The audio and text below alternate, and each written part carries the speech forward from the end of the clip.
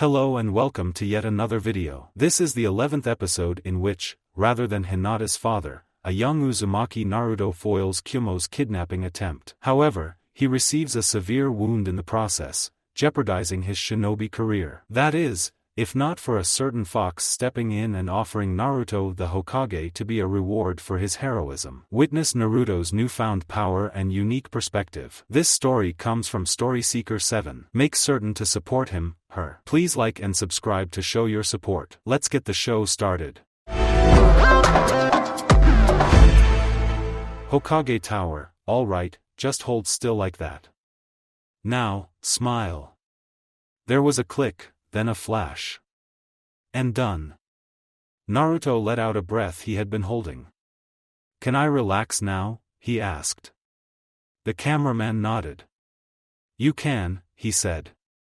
Behind him, the Hokage chuckled. Don't worry, Naruto, the old man replied. You'll have your shinobi license soon enough. I know that, Naruto said. But I can't wait. The Hinata is nice and all, he pointed to the forehead protector wrapped around his head, covering his eyes like a blindfold. It makes it feel like I'm a real shinobi. But the license is going to make it official. The Hokage chuckled as he smoked on his pipe. I understand, Naruto, he said. I felt the same way when I got my shinobi license. Don't worry. You won't have to wait long. Naruto nodded, knowing the old man was right. Naruto knew he wasn't the most patient guy around. But he could wait for this. A moment later, his patience would pay off when his license was handed to him. I must admit, the old man started. I am a little impressed. You look good in your picture. I see that you decided to use your Hinata as a blindfold. That is something you don't see often. Naruto shrugged. I didn't see much point in wearing both it and my blindfold, he said. Plus, it made me look kind of like a mummy. He looked at his license, liking how his picture turned out. It would have been better if Sarah let me go with my idea. The old man raised an eyebrow. Oh, he asked. And what would have that been? Naruto smiled. I thought that I should come in with war paint on. And making a pose like this, he got to his feet and made the pose he had been practicing. He imagined himself with the red and white war paint covering his face. He thought he would have been really cool, but Sarah had a different idea. The Hokage gave him a blank stare. That might have been a bit much, he said. Naruto shrugged and sat back down in the chair. He liked it. Is there anything else, or can I go now? His friends were waiting for him, and he couldn't wait to show off his shinobi license to them. Just a few more things, the Hokage said. Then you can. I got you this time, old man. A voice shouted. A young boy burst into the room holding a pair of shuriken. He tried to charge at the Hokage, but about 3 or 4 steps in, he tripped on the long blue scarf he was wearing. The boy lost his footing and fell flat onto his face. Silently Naruto and the Hokage stared at the boy for a moment. Then the boy got up and looked around the room, confused. What happened? Then he locked eyes with Naruto. The boy jumped to his feet and pointed an accusatory finger at Naruto. Hey, you tripped me. A tick mark appeared on Naruto's forehead. What was that, kid? He growled. The kid ran up to him, looking at him like an angry puppy. I said you tripped me. Naruto stood up and grabbed the kid by the collar of his shirt, lifting him up. Hey, let go of me. The boy struggled against Naruto's grip. Look here, you little brat, Naruto said into the face of the boy. You were the one that tripped on your scarf. Not to mention your form was poor as hell. Naruto then turned his head to face the Hokage. Gigi, who is this little brat? I saw him sneaking around in the tower, and he was lingering outside the door just a moment ago. The Hokage removed the pipe from his mouth and blew out a cloud of smoke. That would be my grandson Konohamaru, he said. So please be gentle with him. Naruto saw the boy giving him a smug grin. Yeah, I'm the honorable grandson. So, you better let me go or else. Naruto stared at the boy for a moment, processing the new information he got. If he was anyone else, he might have let the boy go and apologized. Thwack. Too bad for him, he was dealing with Uzumaki Naruto, who did not give a damn who he was. The boy fell to the floor, clutching his head. Ow. Would you do that for? Because you're a brat that pissed me off, Naruto said. I don't give a damn who you are. You mess with me again like that, and I'll give you another knuckle sandwich. The door slid open, and a man with dark glass ran into the room. Honorable grandson, he said, looking around the room. When he saw the boy, he visually relaxed. There you are. Honorable grandson, how many time? Then his eyes narrowed at Naruto. What have you done with the honorable grandson, you vile villain? He said, taking a fighting position. Naruto rolled his eyes and walked past the man. Gigi, I'm leaving now, he said, opening the door. Let me know when the weirdos are gone. Then he slides the door behind him. Unknown to him, the boy was staring at him intently. Ichiraku, wow, Naruto, you look great, Ino said. I like how you used your hitayat as a blindfold. Naruto rubbed the back of his head. Thanks, Ino, he said, putting his license away. I bet it would have been better if they let you wear the war paint, Kiba said. Man, I wish I would have thought of that. I would have looked so cool. Ino and Sakura rolled their eyes. They had been unimpressed with Naruto's idea for his picture. Still, can you believe it? Ino said. We're all shinobi, and soon we'll get our teams. You think we'll be on each other's teams? Choji asked, sounding a little nervous. You guys are my friends, and I can't imagine being on a team with strangers. It is a possibility, Sasuke said. There's like 30 students in our class, and we all passed. So that's like, what 10 teams? He got nods from the others. So, there is a chance we'll all be separated. I guess, Choji said, looking downcast. If that does happen, what will we do then? Will we remain friends? Of course, we will, Naruto said. It doesn't matter if we do get separated. We'll always be friends. Besides, there's no way they would separate all of us like that. We'll just have to wait and see, Shikamaru said, then yawned. Though personally, I think it's troublesome to worry about something like that. Yakumo giggled. You think everything is troublesome, she said. Shikamaru shrugged. Only because of troublesome blondes. Hey! The resident blonde said, eliciting laughs from everyone else. Though I don't have much to worry about, Yakumo said. When you add me to our class comes to 31 students. Someone is going to be left out, and I think it's going to be me. What makes you say that? Sasuke asked, a worried expression spreading across his face. Remember I came in late, Yakumo explained. I only joined for this year. So I imagine there wasn't enough time to figure out what team I could fit on. Naruto nodded, figuring that made sense. So, what happens if you don't get a team? He asked. What do they do with you then? Yakumo shrugged. I'm not really sure, she answered. Actually, I asked my mom about that, Kiba said. She said that, more than likely, Yakumo will be placed into the reserves until a team becomes available. Sasuke looked over at Kiba. How long can that take? He asked. Kiba shrugged. I don't know, he said.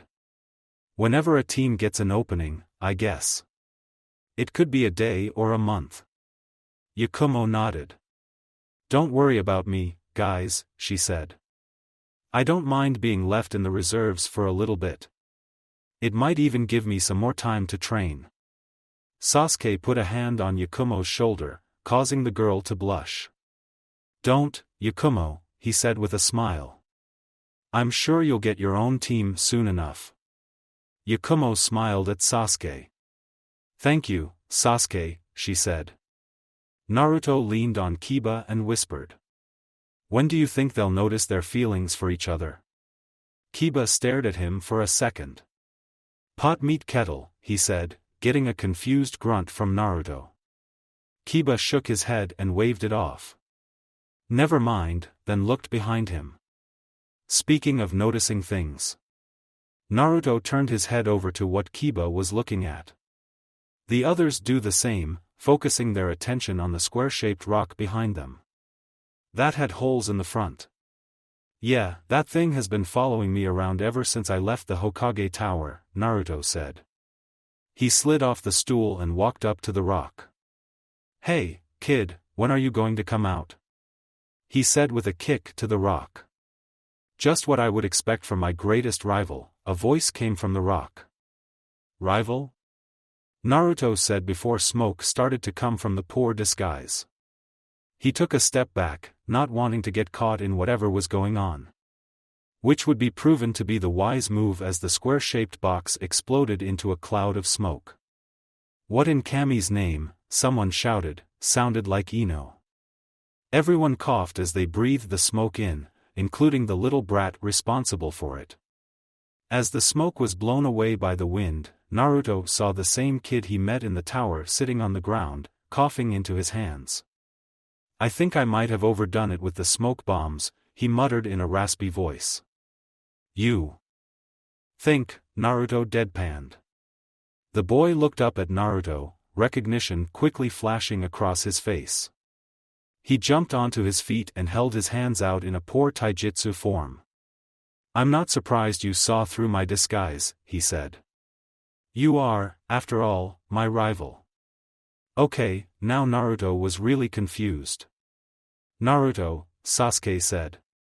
"Who is this kid, and what is he doing here?" Naruto shrugged.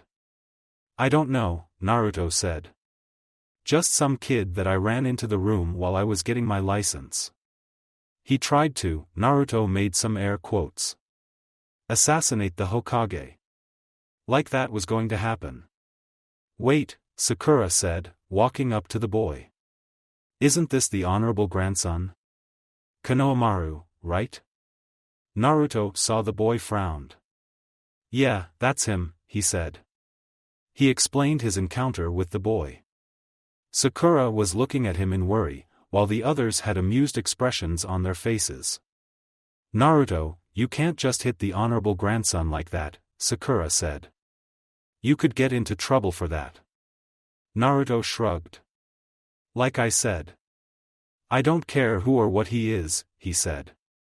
Besides, the old man was right there when it happened, and he didn't seem to mind. Naruto," Sakura said in an exasperated voice. "You still can't just do that." "Hey, boss, Konohamaru.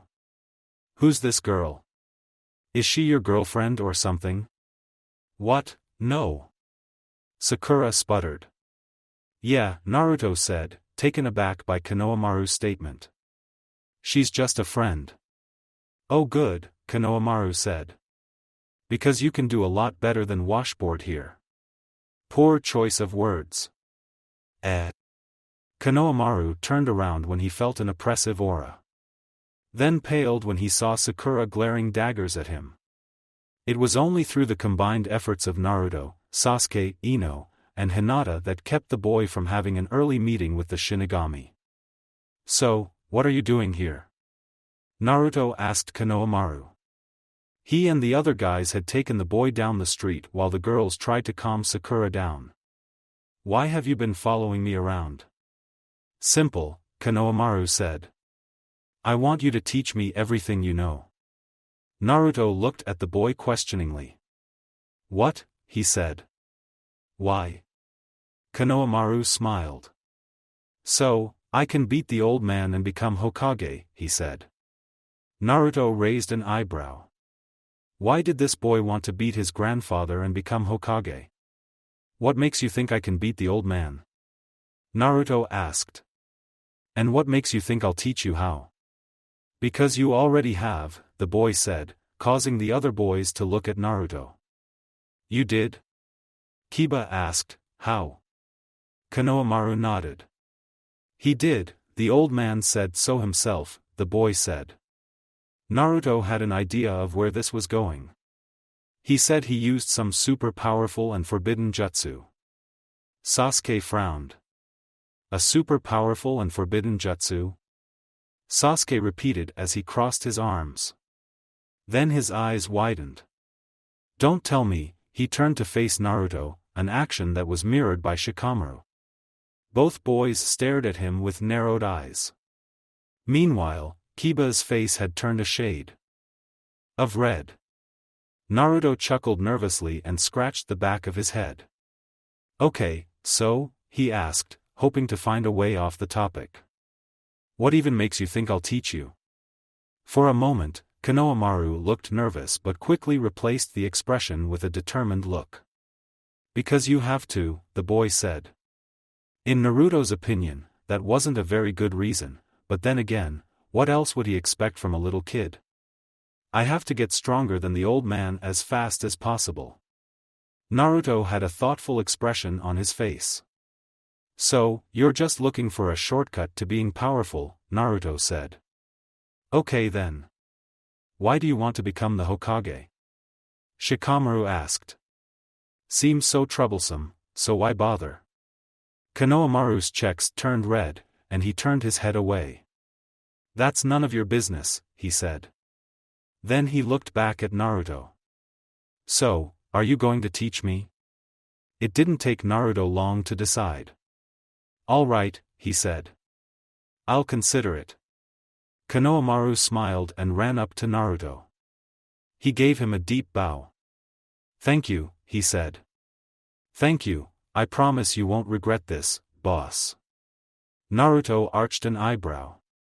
Boss, he muttered. The other boys mouthed the same question. Konohamaru nodded his head enthusiastically. Yeah, you're the boss, Konohamaru said. Because He trailed off, seemingly looking for an answer. Because you're the boss. Naruto smiled at the simple response. Boss, huh, he said, liking the sound of it. I think I like the sound of that. What do you guys think? Sasuke rolled his eyes. Whatever, dope, he said. Sounds troublesome, Shikamaru said.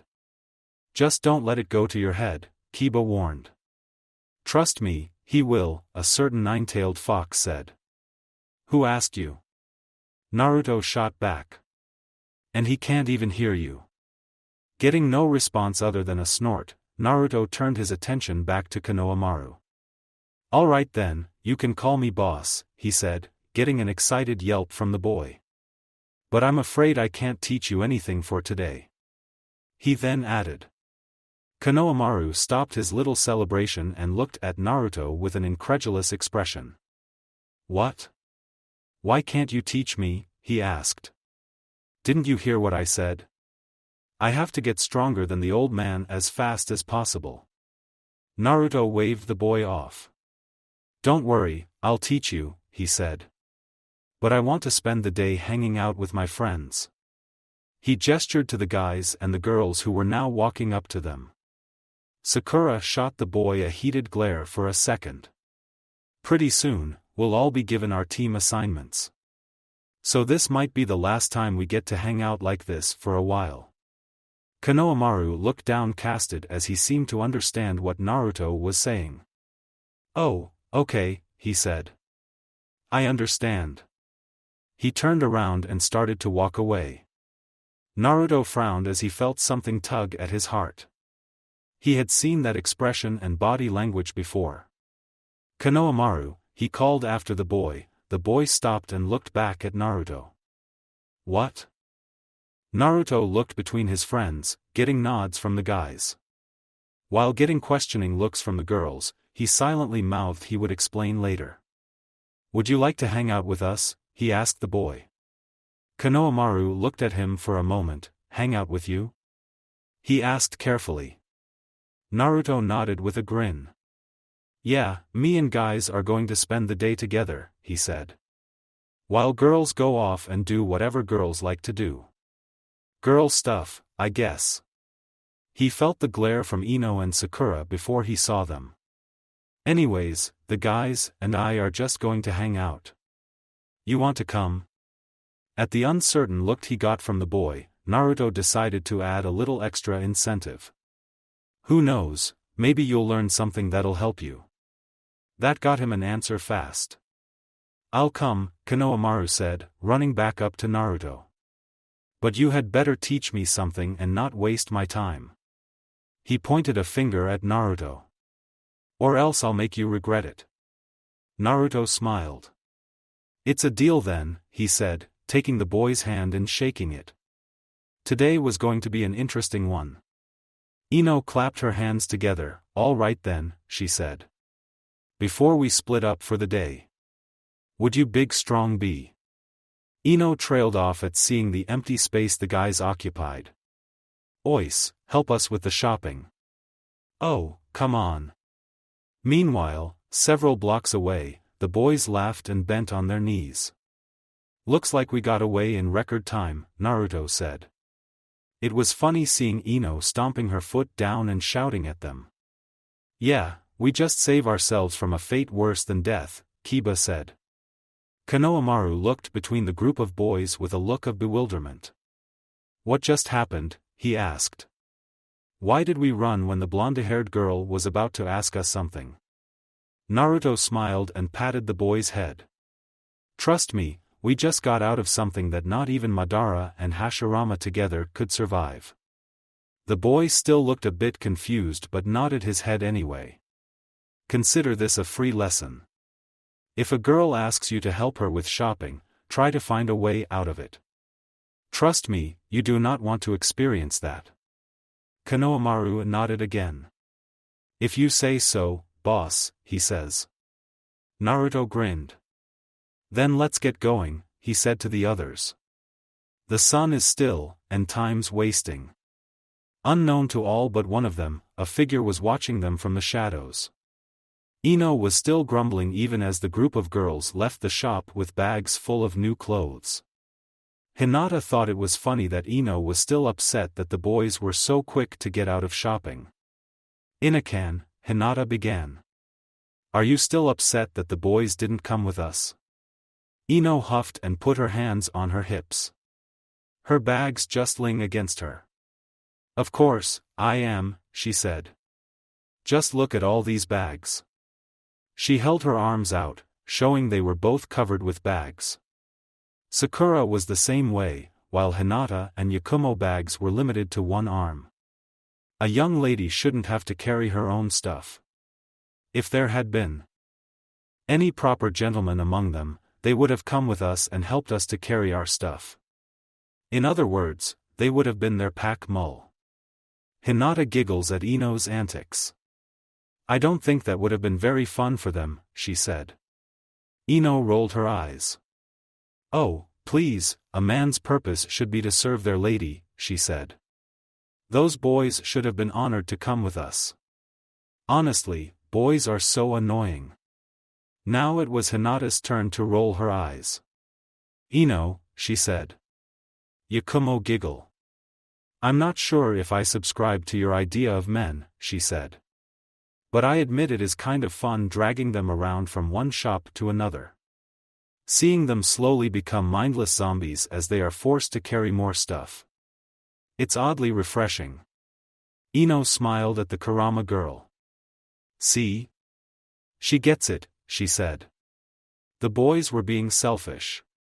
Because of them, we can't go to all the shops we want. Honestly, the next time, we shouldn't give them a choice. Just make them to come with us. Hinata shook her head.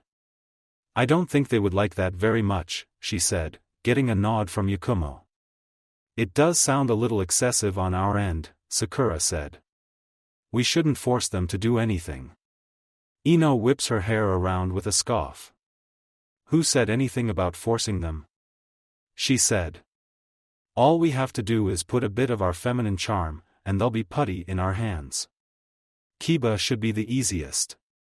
He never did have much use for that brain of his. Choji shouldn't to be hard convinced either.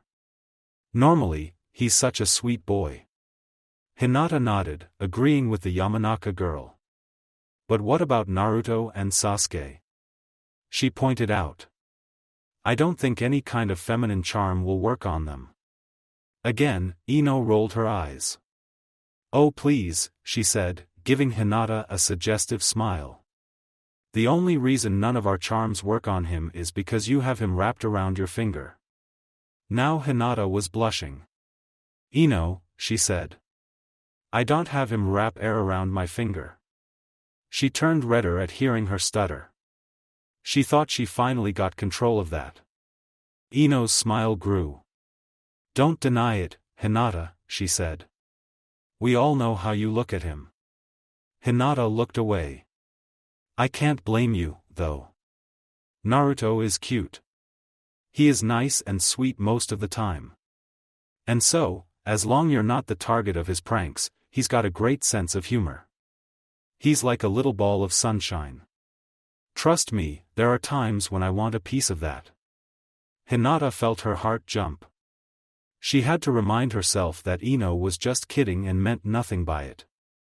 Remember, it's okay that other girls can like Naruto, and it's okay that he likes them back. You want him to be happy. She told herself, wondering why that thought hurt so much. Come to think of it, with his spiky blonde hair, Ino continued, oblivious to Hinata's thoughts. He sort of looks like a miniature yondaime. Nearby a couple of ANBU stiffened. I wonder if his original eyes were blue? Hinata didn't want to tell her. Ino shook her head to clear away her musings. What I'm getting out is it's not that hard to see why you like him. Or why he likes you. Just when Hinata felt her face was cooling down, it turned a whole other shade of red. Naruto likes me? Well, duh, Ino said. Just like we all see how you look at him, we can all see how he looks at you. The boy is head over heels for you. He probably has been since you were kids. Hinata felt like her face could burst into flames at any moment. Naruto had feelings for her? Could it be true? Hinata shook her head. No, it couldn't be. Naruto was just a friend to her. Ino was just saying things to get a rise out of her. WWE just friends, she said. Ino rolled her eyes. Say whatever you want, Hinata, Ino said. But the boy does care a lot for you. That much you can't deny. Hinata nodded. That much she could accept. Naruto was a very caring boy. It was one of the things that drew her to him. Ino looked over at Yakumo. The same thing goes for you, Yakumo, she said. Out of all the girls that tried to get his attention, you're the one that manages to land his heart, and you weren't even trying. Hinata noticed Sakura shifting uncomfortably. Weren't you one of those girls? She asked. Ino shrugged and turned away. For a little bit, she said. Then I realized it was a lost cause. A lost cause? Sakura questioned. Sure, Ino said. He wasn't showing any interest in us. So why waste my time on him? I had better things to do. Then a slight frown appeared on the Yamanaka's face. For a moment, Hinata thought she heard her mumble something under her breath. But just as quickly as it came, it was replaced by a smile. Come on, girls, Ino said, pumping her fists into the air. We got some more shopping to do. The other girls smiled and followed along with Ino. Konoha bathhouses, what are we doing? Konohamaru said with a red face. What any boy in their right mind would do, Kiba said with a wide grin. Shikamaru rolled his eyes. I don't think right mind describes it. Kiba waved him off. You're only jealous because I found this spot before you did, he said. Then turned his head back and resumed looking through the hole in the fence. Under his breath, He giggled perversely as he watched the women bathe. Today must have been his lucky day because most of the women in the bathhouse had a nice set of knockers on them. I'm sort of with Shikamaru on this one, Naruto said. I don't really see the point of this. Kiba shot Naruto an annoyed glare. This coming from the guy who invented the sexy no jutsu, he said. Seriously, how long did you spy on some women to get that thing down? Naruto frowned at him. That was all for a prank on the old man, he said with a blush. And any pervert I come across. Then he got a dangerous look in his eyes. Like you, would you like a demonstration? Kiba gulped and tried to fight back the blush creeping up his face. No, he said, then quickly looked back through the peeping hole. That technique was entirely too effective. Really, Naruto was probably the biggest pervert in the group. He just didn't realize it. Kiba imagined that in about 10 or 20 years, that would be something that make Hinata very happy. You sure we should be doing this? Choji asked. I feel like this is kind of wrong. Again, Kiba rolled his eyes. But kept peeking through the hole in the fence. What is so wrong about wanting to have a peek at some women? That was when two new women walked into the bath. One had long black hair and red eyes. The other has purple hair and brown eyes. Kiba's grin grew wider. Especially with women as hot as these. Kiba, Sasuke said. I think you might have a problem. I think that was agreed on a long time ago, Naruto said. You think he might be compensating for something? Shikamaru lazily asked. Kiba suppresses a low growl. There was no way he was going to get caught because of his friends. Compensating? He heard Konohamaru ask. What's that supposed to mean? Kiba didn't have to turn around to see the wicked grin on Naruto's face. You'll understand when you're older, he said. Guys, Choji said, sounding worried. I think we really should stop. What if we get caught? Kiba was surprised he hadn't gotten vertigo with how many times he had rolled his eyes. Just one more minute, he said to reassure the boy. Besides, we're not going to get caught. Not if they kept making a noise like this. Next time we hang out, we don't let the mutt pick where we go, Sasuke said. We have better things to do than spy on some women. Kiba just waved him off and looked back through the peeping hole. Honestly, how did he get stuck with friends who were a bunch of prudes? Wait. Where did the lady with the purple hair go? Then suddenly, Kiba was staring directly into a brown eye. Like what you see? Oh. With a yelp, Kiba backed away from the fence and turned to face his friends. Guys, I think it's time that we... He fell silent when he saw that they had already left. Oh, you traitorous bastards. He said, getting up and getting ready to make a run for it. Except for the simple fact that the Inuzuka boy was surrounded by a bunch of angry women with towels wrapped around them. Kiba gulped. Maybe it was a bad idea to spy on the Kunoichi side of the bathhouse. I hate all of you guys, Kiba said minutes later, arching all over from the beating he got. The boys were sitting in a barbecue restaurant, Choji's idea. Sorry, Kiba, Naruto said. But you know the unspoken rule. Every man for himself. Kiba growled at the blonde-haired boy. You could have given me a warning. Naruto shrugged. Not our fault that you couldn't sense the danger, he said. Maybe next time, you should pay a little less attention to the ladies and spend a little more time listening to your instincts. Then he had a thoughtful expression. Then again, listening to your instincts was what got you into that mess. Kiba growled. You have it easy, he said. All you have to do is fly some eyes in, and no one will notice. In fact, I bet you're doing it right now. Naruto had an unimpressed look on his face. Kiba, I have better things to do than spy on girls. Konohamaru was looking between the two older boys. I don't get it, he said. Why would you want to peek at a bunch of girls? And, the boy looked up at Naruto. How can the boss spy on anyone if he can't see?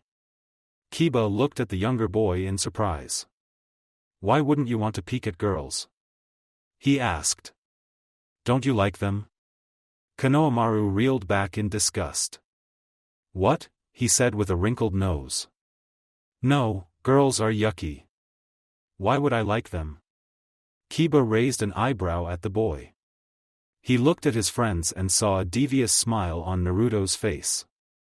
A smile that Kiba shared. He looked back at the young boy.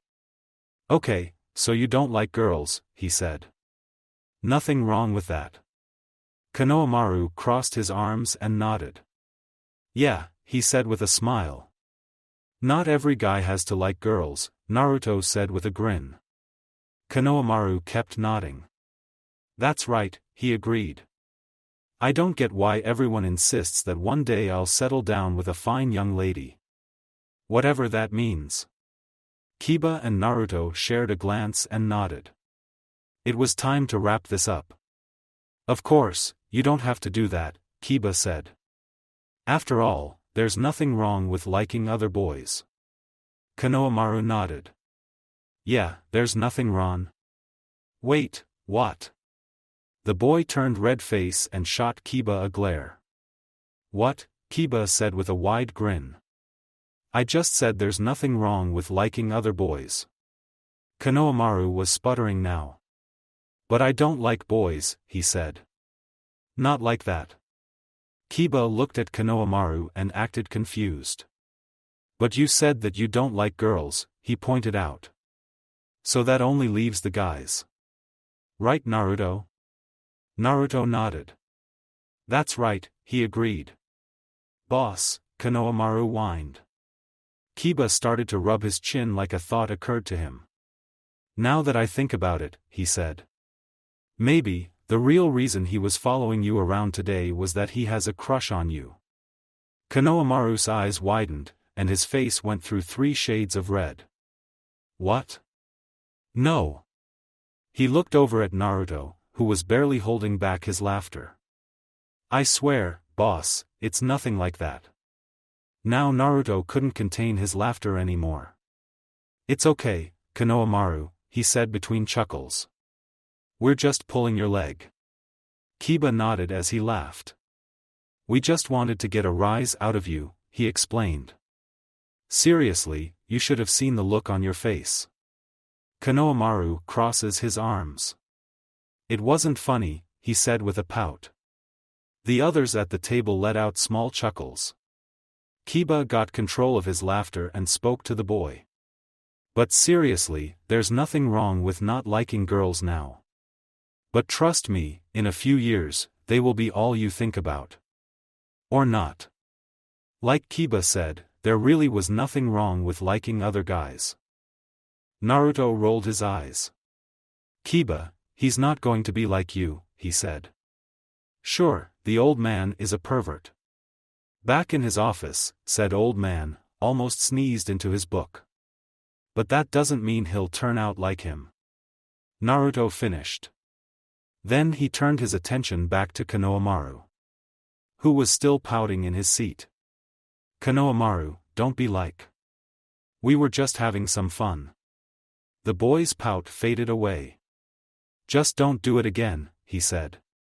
Okay? Naruto nodded. It's a deal, he said just as the food arrived. Ino smiled as she took another bit from her cheesecake. This is so good, she said. Sakura, you have got to try this. After their shopping spree through Konoha, the girls decided to settle down somewhere and grab a bit to eat. They were at a little restaurant that offered salads and desserts. Every girl had ordered some form of sweet to eat. Hinata had gotten herself a batch of Cinnabon and looked to be in heaven. Ino had gotten herself a lighting-style cheesecake, while Yakumo herself had ordered a plate of pastries. Sakura, however, was the only one to have ordered a salad. Yakumo took a bit from a pastry as she waited for a response to Ino's offer. I'm not sure, the pink-haired girl said, looking at the cheesecake. There was a look of longing in her eyes. It was obvious she wanted to try it but was holding back. Ino scoffed. "Don't tell me you're still on that ridiculous diet," she said. "I thought you said that you stopped doing that." Sakura looked away and down at her measly salad. She had barely taken a bit out of the thing. "I did," she said defensively. Then a look of uncertainty appeared on her face. "At least I'm trying to." Yakumo swallowed on her pastry. "Why are you still dieting?" she asked. "What's the point?" Sakura looked at her for a moment, an expression of apprehension on her face. "It's because Sasu," she stopped and corrected herself. "Because boys like thin girls. Right?" She looked over at Ino. Ino shrugged as she took another bit from her cheesecake. "I don't know," she said. "Ever since I got off my diet and started taking my shinobi training seriously, I noticed that more boys have been looking at me." "Really?" Sakura said excitedly. Then got control of herself and looked away from Ino. "Well, I don't want just any boy to look at me." Yakumo raised an eyebrow. She could already guess which boy Sakura was talking about. Ino exchanged a look with her, telling Yakumo that the Yamanaka girl had the same thought. "Sakura," Ino said. "Are you still holding out on Sasuke?" Sakura looked like a kunai had hit her. "What? No," she said quickly. "What makes you say that?" That confirmed it in Yakumo's mind. Yakumo remembered her first days in the academy vividly. Mostly how the girls looked at her when they learned she was friends with Sasuke. Yakumo quickly learned that Sasuke had been exaggerating about his fangirls and how rapid they could be when they sensed a perceived rival. By now, most had learned to back off from Yakumo when she stood her ground. But there were still a few holdouts that didn't learn. She would never tell Sasuke, but she had gotten a lot of genjutsu practice over the year. Sakura, however, was a little different. Sure, the girl took an immediate disliking towards Yakumo when she learned how close she was to Sasuke. But over time, that dislike faded. Nowadays, Sakura seemed more sad whenever the subject of Sasuke is brought up. Yakumo had always wanted to ask her why she seemed so sad. She knew it had something to do with Sasuke, likely the fact he didn't share the same feelings she did. She also wanted to ask her why she liked Sasuke and wanted him to return her feelings. It was possible it was more the same superficial reasons the other girls wanted to. But something in Yakumo told her that Sakura had other reasons. Yakumo opened her mouth to say something. Honestly, Sakura, only to have Ino cut her off. "You need to learn to let go. Look at me," she gestured to herself. "I gave up when I realized I would never win. Plus, it was hurting our friendship." Yakumo and Sakura looked over at Ino in surprise. From what Yakumo had seen of the two, she never thought their friendship was in danger. They seemed so close. Even when they threw insults at each other, she could see they never meant any harm by it. "Hurting our friendship?" Sakura said. "How?" Ino had a sad smile on her lips. "Well, we already know how stubborn you are," she said. "The same goes for me. Me and you, we both had massive crushes on Sasuke. But only one of us could win his heart. We got really competitive if you remember correctly." Sakura nodded. "I do," she said.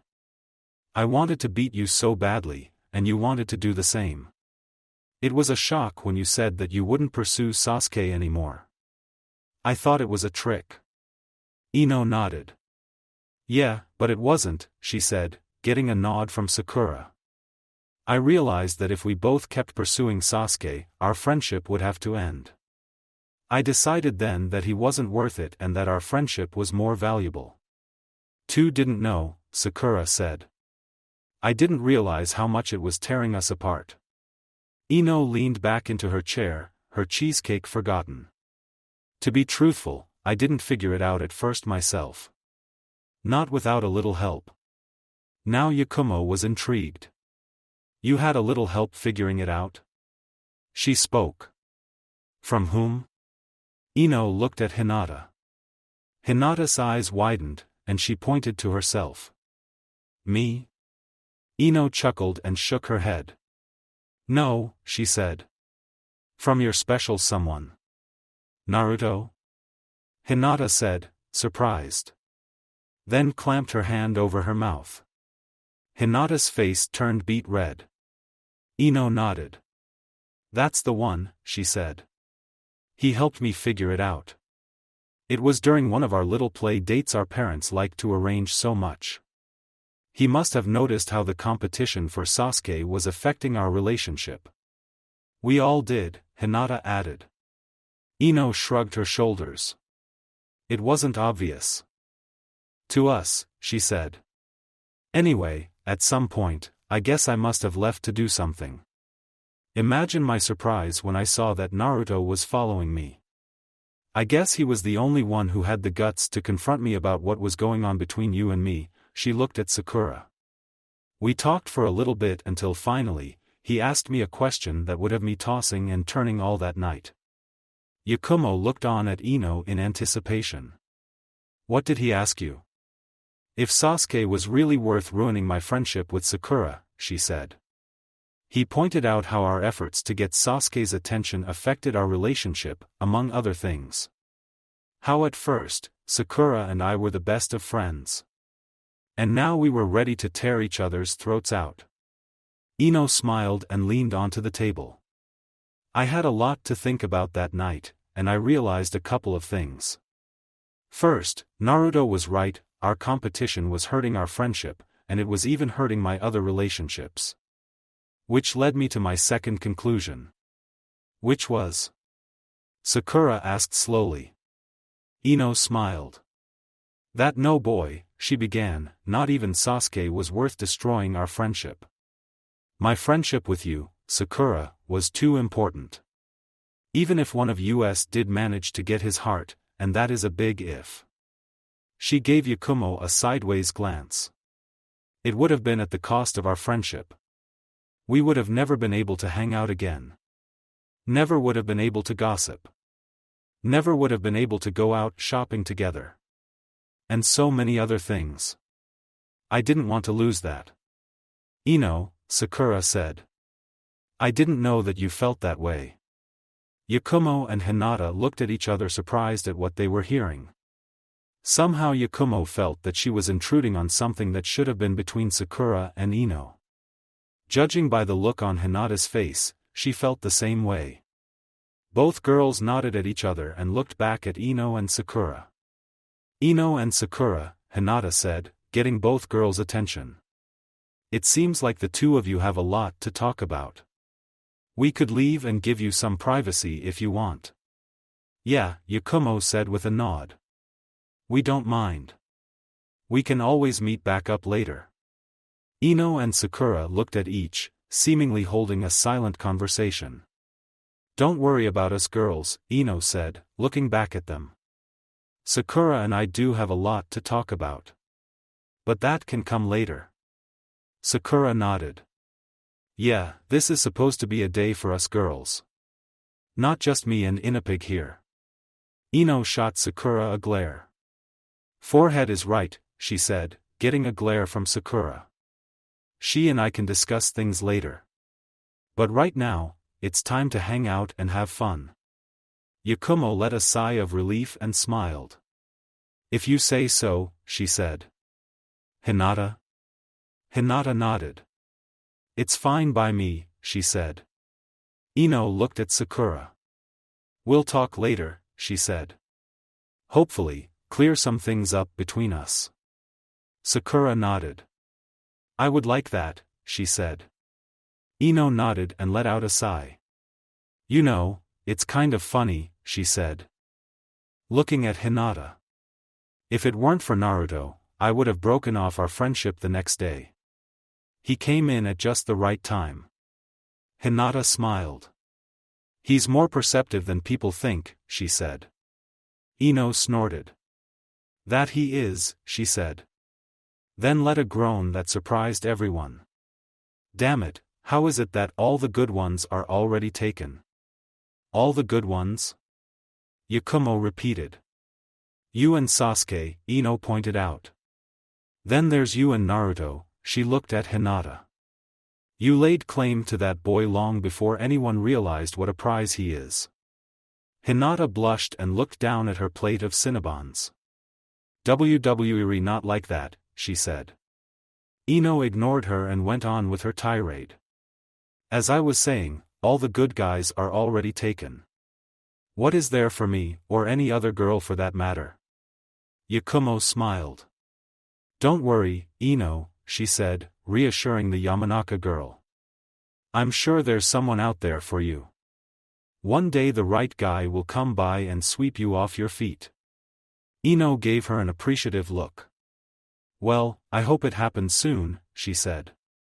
Then she puffed her chest out and stood up. But enough of my sad love. It's time we got back to our fun time. Come on, girls, we still have a lot of shopping left to do, and time is wasting. The other girls murmured their agreement. Walking away from the restaurant, Yakumo and Hinata watched on as Sakura and Ino chatted about the latest fashion trends with a vigor that wasn't there before. She looked over at Hinata, who silently walked along with them with a content smile on her lips. It was a feeling that Yakumo shared. She felt happy. She had friends to share the joys of life with. With the boys, I don't get why we're doing this, Konohamaru said. Because it's fun, Naruto said with a wide grin. Something that Konohamaru noted was strangely like a fox's. Besides, Kiba jumped in on the conversation. Haven't you pulled a prank before? Konohamaru shot the Inuzuka boy a wary expression. He wouldn't call this a prank. The six of them were hiding out on a rooftop overlooking one of the countless shops that littered the village. Konohamaru wasn't sure what kind of shop it was. It looked no different from the others he had seen before and didn't seem to sell anything special. Nor could he see why it was being targeted by the boss. Come to think of it, he didn't even know what the boss did. All he saw was the older boy sneaking into the place and doing something. He looked over at Naruto. Hey, boss, he said, getting the boy's attention. What, Konohamaru? Naruto said, turning his head to face him. What did you do in there? He asked. Maybe if he knew what the boss did and how he did it, Konohamaru could use it to beat the old man. Then he would become Hokage, and people would stop calling him the honorable grandson. Naruto's smile grew wider, making it look even more like a fox's. Oh, you'll see, he said. Then a look of anticipation morphed across the boy's face. He looked back. Down at the streets. He's coming. The other boys did the same. You were right, Naruto, Kiba commented. He does look like he got a stick up his ass. Konohamaru tilted his head to the side. He silently mouthed what the Inuzuka boy said. What did that mean? Was it supposed to be an insult? Maybe he would toss it at the old man next time and see what happened. Then a strange little thing happened. The Uchiha boy, Sasuke, was it, hit Kiba on the side of the head. Hey, what was the for? He growled, rubbing the sore spot on the side of his head. For not watching your language around the kid, Sasuke said. Oh, come on, Kiba complained. Kids probably heard worse before. I did when I was his age. Sasuke and the other boys rolled their eyes. Not all of us come from a clan as troublesome as yours, the Nara boy said. Believe me, none of us will help you when the Hokage hears what his grandson will repeat. Kiba scoffed. Yeah, whatever, he said. Bunch of prudes, can't have any fun.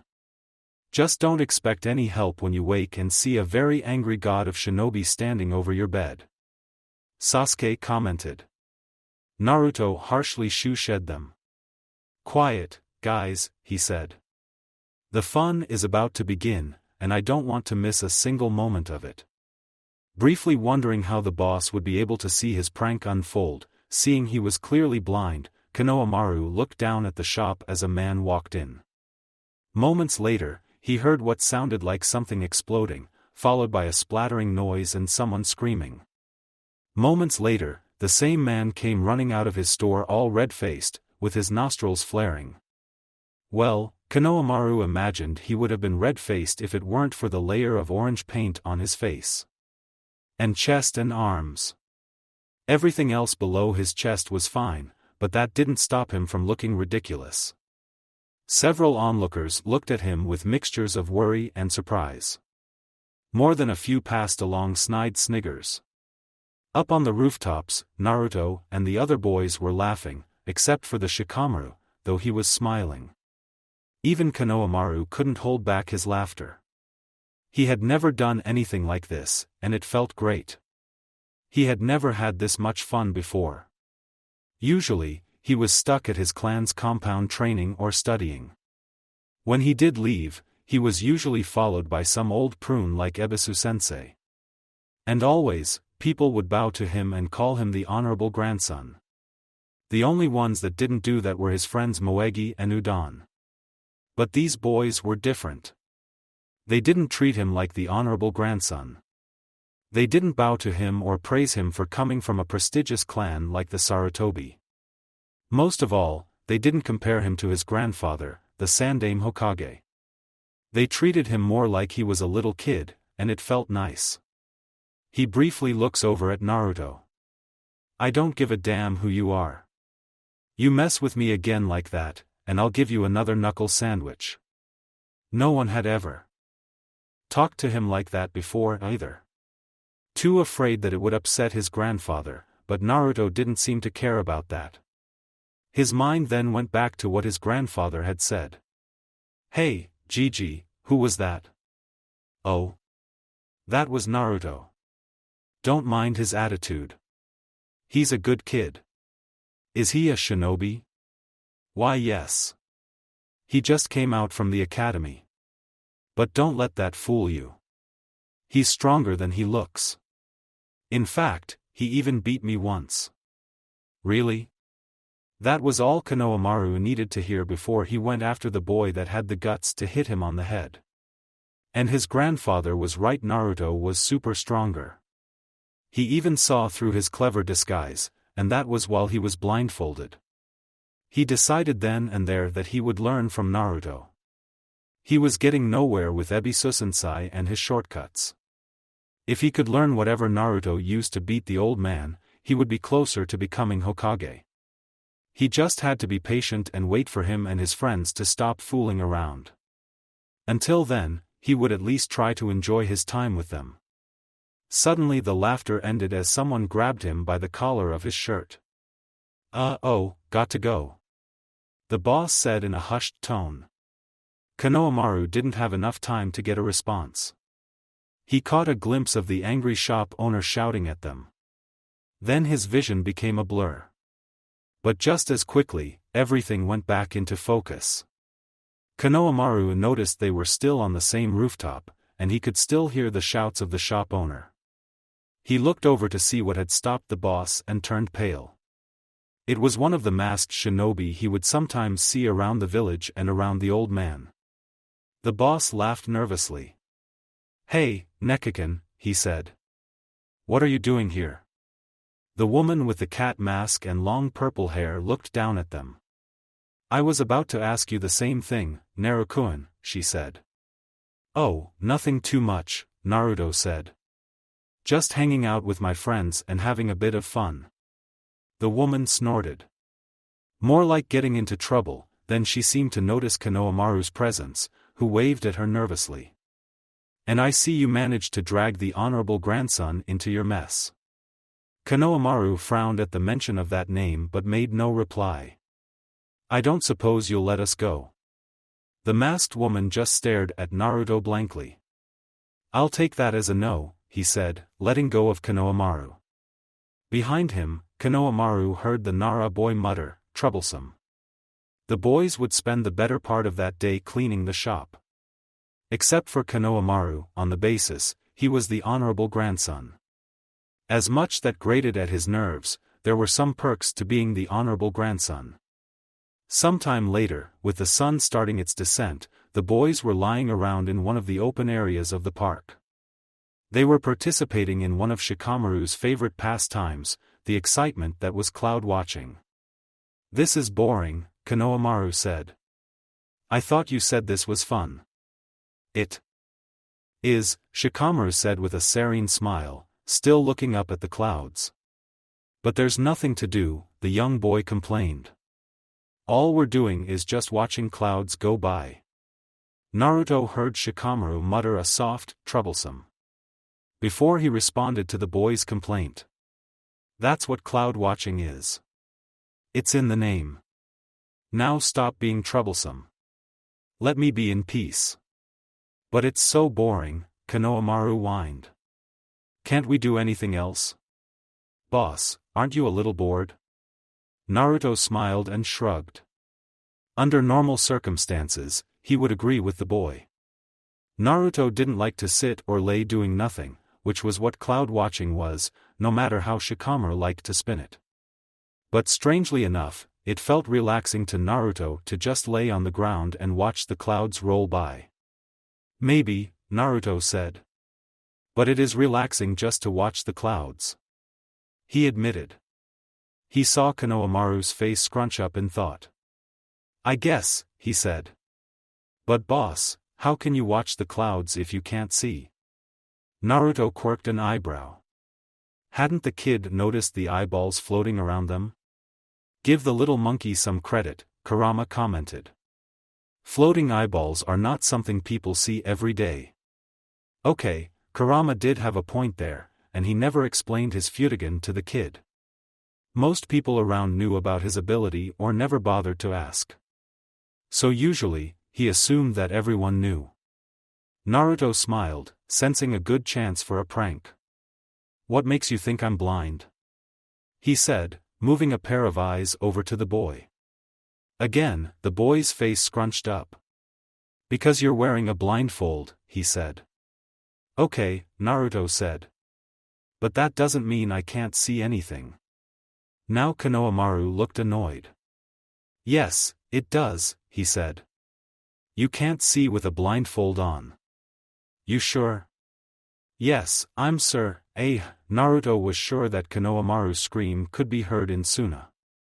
The boy jumped into the air and landed on his feet. What is that hat?" he said frantically, pointing at the set of eyeballs now directly staring at him. Naruto burst out into laughter while the others sniggered. Konohamaru looked at him like he was crazy. "Boss, why are you laughing?" he asked. "Seriously, what are those things?" Kiba stood and patted the boy on the back. "Calm down, little guy," he said. "They're not going to hurt you unless Naruto wants them to. He's just getting a good look at you, is all." The boy looked at Kiba and the eyes with a confused look. "The boss," he said, calming down. "He can see me?" Naruto got control of his laughter and smiled. He sat up and turned his head to face the boy. "Sure can," he said. He had several pairs float down around the boy, who noticed as he did a complete turn looking at them. "In fact, I probably see you better than most people." Konohamaru looked on at the eyes surrounding him with a mix of wonder and fear. "These eyes," he said. "Are they all yours?" Naruto nodded. "They are," he said. To demonstrate, he had them do different tricks in the air. Mostly spinning in the air or getting into formation and rotating around. "That's," Konohamaru said in a blank tone. "That's so cool." The boy leaped at Naruto with what he swore were stars in his eyes. "How many of them do you control? Can you use them in a fight? Have you spied on the old man to learn all of his secrets?" The boy shot out question after question that Naruto didn't have any time to answer them. Or really to process them. "Now hold on, Konohamaru," Naruto said. "We thought we would find you here," a voice said. The girls had just arrived. Ignoring Konohamaru for the moment, Naruto turned over to face the girls. Hey guys, he greeted them. Did you have a great day? Ino snorted and rolled her eyes. It would have been better if you guys hadn't run off, she said, lifting 2 arms full of bags and then some. We could have gotten through our shopping a lot quicker. Now it was Kiba's turn to snort. He looked over at the Yamanaka girl with a sarcastic expression. More, like you, would have done more shopping, he said. And made us your pack mules. Ino gave the Inuzuka boy a sly smile. Well, that's what you boys are here for, she said. To carry around all our stuff. That and be eye candy for some of us. This caused some of the boys to blush. Though you're not very good at that dog breath. Kiba growled. Why you, he started. Whatever retort he had was cut off by Ino. Seriously, she asked. How can you expect us poor delicate flowers to carry all of this stuff by ourselves? We're not built for it. Said the girl, who had no problem lifting the 100+ bags wrapped around her arms. Naruto saw Shikamaru mutter something under his breath, though he couldn't make out what it was.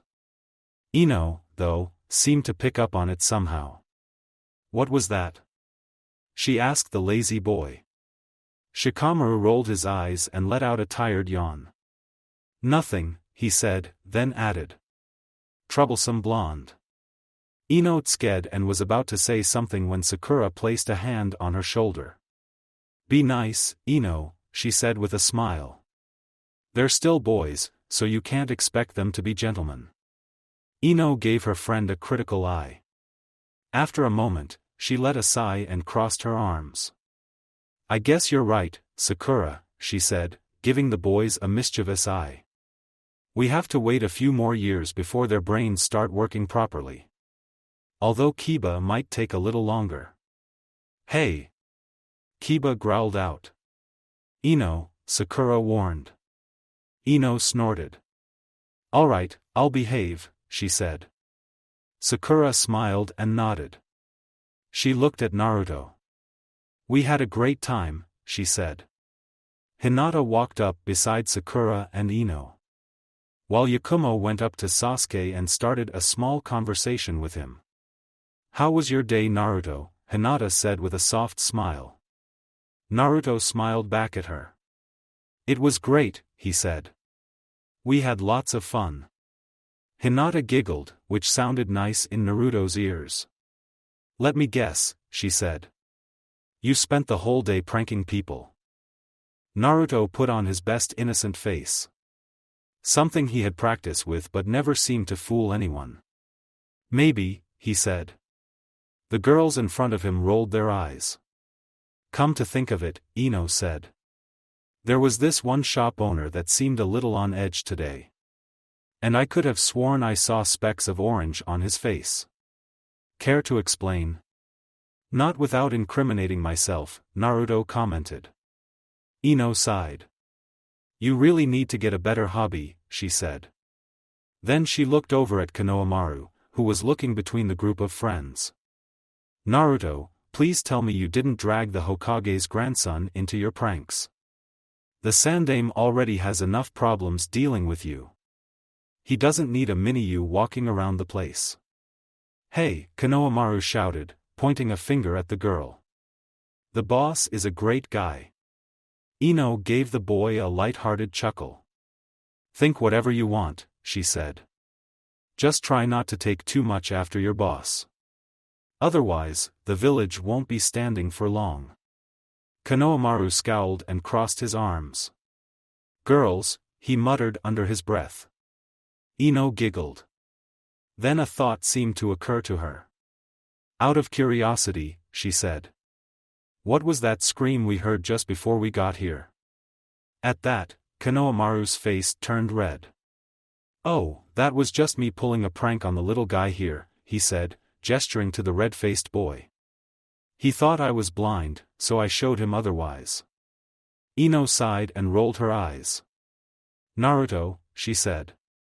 I hope you didn't traumatize him. I don't think the Sandaime would be happy about that. Naruto shrugged. I didn't show him what was under the blindfold if that's what you're worried about. The others around him shuddered. Please don't, Sakura said. Ino nodded. Yeah, don't, she said. It's creepy like hell when you do that. Naruto was about to say something when Konohamaru got fed up and shouted. Hey, stop ignoring me, he glared up at them. Naruto and the others looked at the boy in a mixture of surprise and amusement. Naruto sheepishly chuckled and scratched the back of his head. Sorry about that, he said. So, did you have any questions? The young boy nodded. Sort of, he said. He eyed a pair of eyeballs floating next to him. Like, can you see through those things, and how many of them do you have? Naruto nodded. Sure can, he said.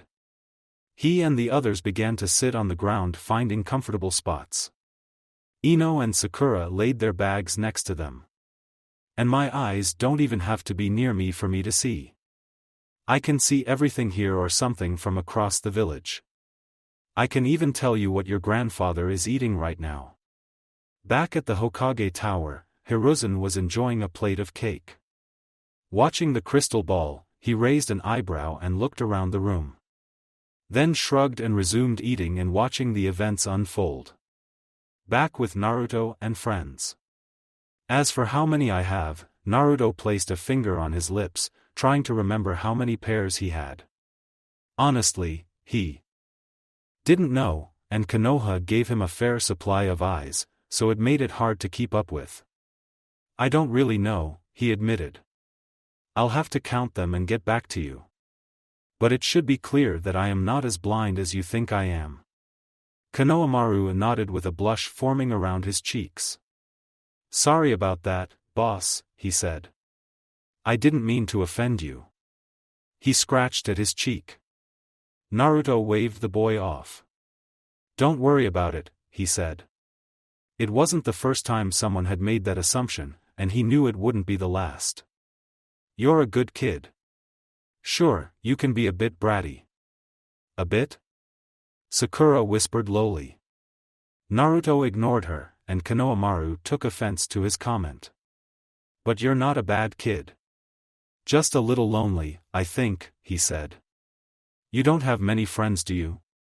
Konohamaru looked away and remained silent for a couple of seconds. I have a couple of friends. Naruto nodded, glad to hear that. He knew what it was like to be lonely, albeit for different reasons. I'm sure they're good kids, he said. Konohamaru nodded. They are, he said. They're the only ones that don't call me the honorable grandson. And, he trailed off. And what? Naruto asked. They want to help me become Hokage, the kid said. Naruto smiled and turned his head to face the sky. I see, he said. I remember you saying you wanted to be Hokage. Konohamaru nodded energetically. I do, and I will, he said. One day, I'm going to beat my old man and become the next Hokage. Naruto chuckled and shook his head. Trust me, becoming Hokage isn't that easy, he said. If it were, I would have been Hokage ages ago. After all, I did beat the old man once before. At this, the boy perked up. I know, he said excitedly. The old man himself told me so. He told me you used some super powerful and forbidden jutsu to beat him. At this, Naruto got looks from all his friends. Kiba and Choji were a deep crimson red, with the former having a trail of blood coming from his nose. Shikamaru and Sasuke gave him wary looks. Meanwhile, Yakumo had an amused smirk on her face. Ino and Sakura, though, were giving him heated glares. Lastly, Hinata was giving him a blank stare with a red face. Naruto nervously scratched the back of his head. Yeah, sure, he said. I suppose you can call it that. Konohamaru quickly crawled up to Naruto. Can you teach it to me, boss? He asked. With it, I know I can beat my old man and become Hokage. Come one, please. I'll do whatever you want. Naruto gulped as he felt the Shinigami float over him. Ino's and Sakura's glares had intensified, while Hinata's blank looked too on a dark expression. Maybe not right now, he said quickly. Besides, it might be too powerful for you right now. Naruto felt relief come over him when he saw the girls soften their looks. Although Ino and Sakura were still glaring at him. Konohamaru's look deflated as he pulled away from Naruto. "Oh," he said dejectedly. "Hey, don't worry." Naruto reassured the young boy. "I'm sure one day you'll be strong enough to beat the old man. You just got to be patient." The boy frowned. "But I don't want to be patient," he said. "I want to be Hokage now." "Trust me, kid," Naruto said. "There are no shortcuts to being strong. And certainly, no shortcuts to being Hokage." Konohamaru gave him a surprised look. "But Ebisu-sensei says his techniques are shortcuts to becoming a powerful shinobi," he said. "He said if I did everything he said, would be Hokage faster." Naruto raised an eyebrow. "Ebisu-sensei?" he asked. Konohamaru nodded. "Yeah, he's the lame-looking guy from before." Now Naruto remembered. The strange man with the dark glasses. "Oh, that guy," Naruto muttered. "Well, either he lied, or he's a fool." Konohamaru looked at him, surprised. "But he said," Naruto cut him off. "I don't care what he said. There are no shortcuts to being strong," he said. "And if there are, I am certain they all have a string or two attached to them." "A string?" Konohamaru said. "What he means is there is usually a price to be paid," Sasuke said. "Even if it is a shortcut and makes you stronger. There is always a downside to it. Some price you will have to pay." The others looked at him. "It sounds like you have some experience with it," Shikamaru said. "Yakumo, I can see, but you?" Sasuke shrugged. "Let's just say my clan is familiar with the concept," he said. "Believe me, the old-fashioned way may be preferable." Naruto nodded at Sasuke Glade for the support. "He's right. You're not going to become strong overnight. You have to work hard and gain strength for yourself." "But you're so strong," Konohamaru protested. "Why can't I be like you and the old man? I want to be strong now." Naruto placed a hand on the boy's shoulder. "That's only because I worked hard for what I had. I train every day to become stronger. We all have," he gestured. "We all have worked hard for what we have. Even Mr. Lazy Bones here works his ass off." He pointed to Shikamaru, who yawned. "Only because you and my mom are so troublesome," he retorted. "Also, language." Naruto ignored him. "Strength doesn't just come to you," he said. "You have to work for it." He paused for a moment, letting the boy digest what he was saying. "Konohamaru, can I ask you something?" Konohamaru looked at him questioningly. "Sure," he said. "What is it, boss? Why do you want to become Hokage?" Naruto asked. "Because the Hokage is the strongest person in the village," Konohamaru said. "So that would mean if I became the Hokage, then I would be the strongest in the village." "I see," Naruto said. He had expected as much from the kid. "And it has nothing to do with the fact that you're the honorable grandson?" The boy tensed up for a second. "I don't know what you are," he said quickly. "I want to become Hokage so I can be the strongest person in the village." "You don't like being called that, do you?" Naruto asked the boy. "The honorable grandson." Again, the boy tensed up. Then he crossed his arms and huffed. "Yeah, so? It's what I am." Naruto noted the choice of words and pressed on.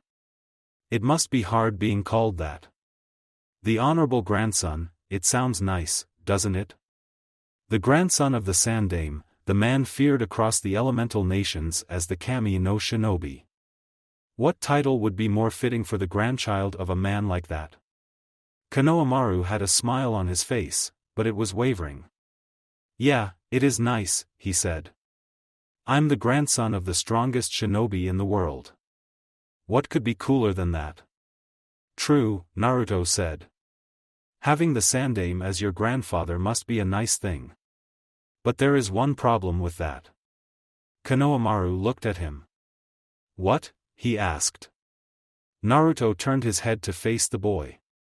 It's all people see, isn't it? Konohamaru tensed up. What? He said.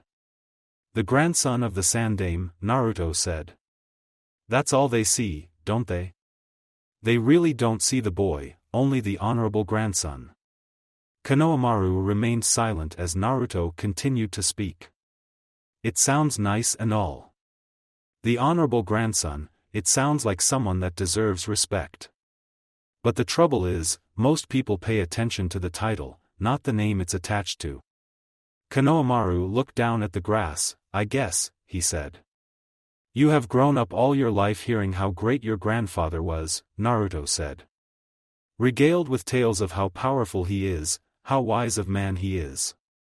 Told what a genius he was in his time. When people look at you, they see him.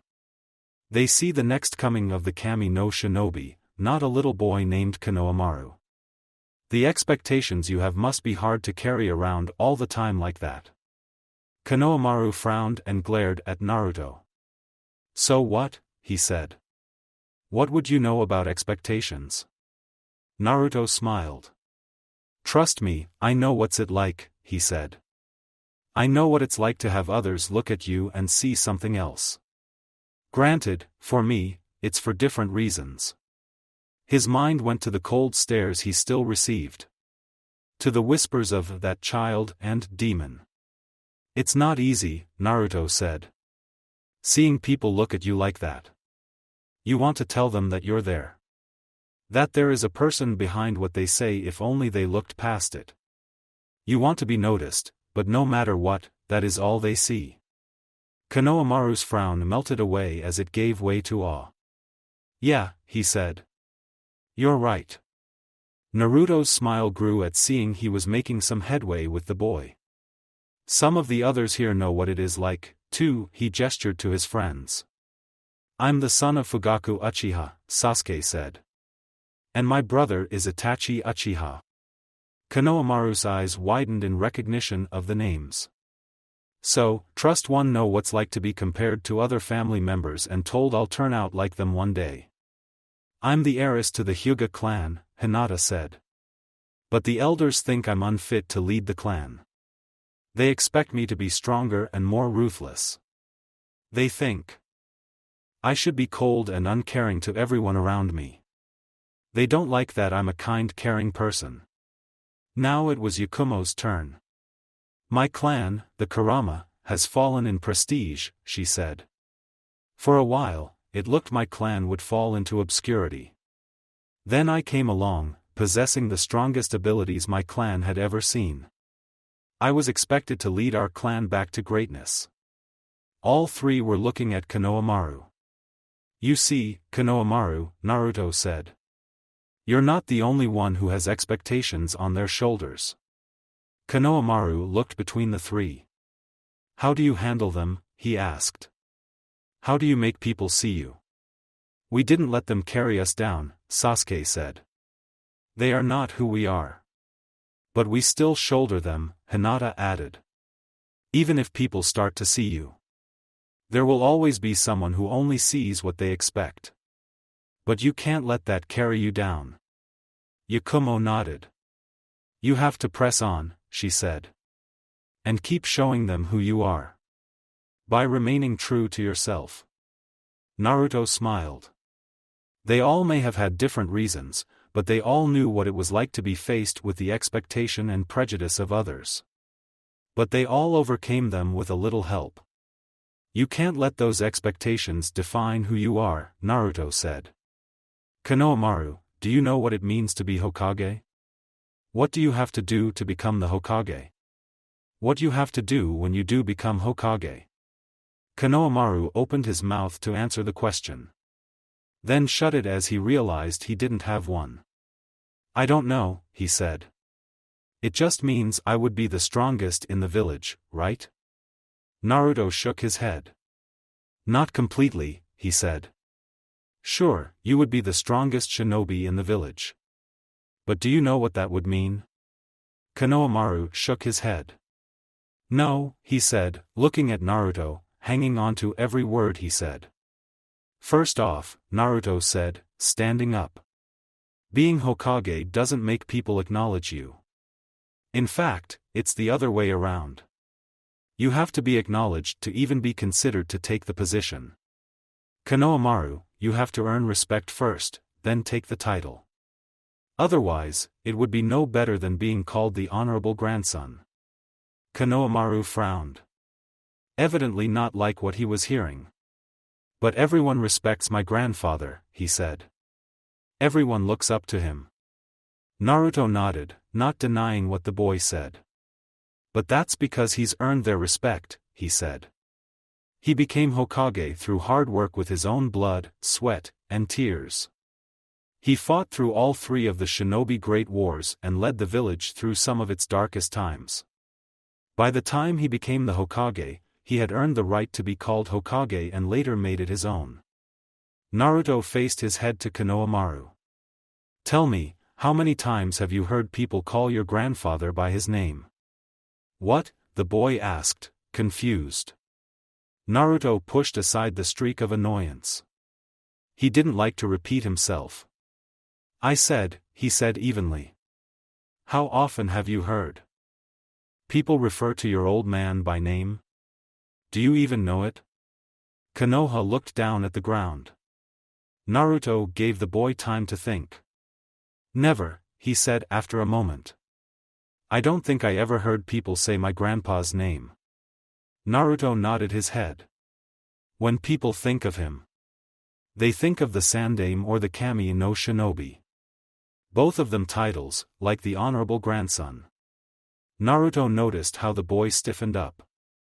How a look of realization grew across his face, tinted by an expression of fear. So, people will never know my name, he whispered. But everyone still heard what he said. No, they will, Naruto said. He placed his hands on the boy's shoulders. One day, people will look at you, and they won't see the honorable grandson. They'll see Konohamaru Sarutobi, a good little boy who just wants to be seen. And perhaps future Hokage. But you'll have to work hard for it. Show them you deserve to be respected. Show them there is more to you than some title given to you. The whole time the boy was looking at him in awe. One day, people will see you for who you are. Tears started to come down Konohamaru's cheeks. But he said. But I want to be seen now. I want people to know who I am. Naruto smiled. You already do. He said, causing the boy to look up at him in shock. Really, he said hopefully. Who? Naruto sighed. Tons of people, he said. Like me. He pointed to himself, then to his friends. And them. Konohamaru looked over at Naruto, seeing that his friends were all smiling at him. You guys? The boy questioned. They each nodded or, in the case of a certain Nara, shrugged their shoulders lazily. Naruto nodded and turned his attention back to Konohamaru. Then there's your friends. My friends? Yeah, didn't you say you had a couple of friends who didn't call you the honorable grandson? Konohamaru nodded. Udon and Moegi, he said. Naruto smiled and nodded. Then shouldn't that be enough? He asked. If a few see who you are now, then only others will as well. You just have to be patient and work hard for it. Konoha opened his mouth to say something, then closed it and nodded. I don't want another title. I just want people to see me like they see my grandfather. I want them to respect me and look up to me. Naruto nodded, understanding what the boy desired. It was something he wanted as well. That will happen, he said. But for now, is it enough that your friends acknowledge you? Konohamaru had a thoughtful expression on his face. Then he nodded. Yeah, I guess it is, he said. Naruto smiled. Trust me, Konohamaru, one day, people will respect you, he said. And who knows, one day you might become Hokage. But believe me, kid, I won't make it easy for you. You won't? Konohamaru questioned. Because that's my dream, too, Naruto said with a proud smile. I want to be the one that takes the hat from the old man. You can have it when I'm done with it. Konohamaru frowned and shot up to his feet. There's no way that will happen, he said, pointing the finger at Naruto. I'll take the hat from the old man before you can. Naruto's smile grew. Then I guess that makes us rivals, now, he said. Let's see who takes the hat first. He held his hand out. But, kid, I won't make it easy for you. I'll work hard to become the Hokage. Harder than anyone. You got that? Konohamaru had a determined look on his face as he took Naruto's hand. I got it, boss, he said. But I'm going to become Hokage before you. I'll work hard for it like you. I'm not going to take shortcuts anymore. I'll work hard to become the strongest in the village. Harder than even you. Naruto nodded.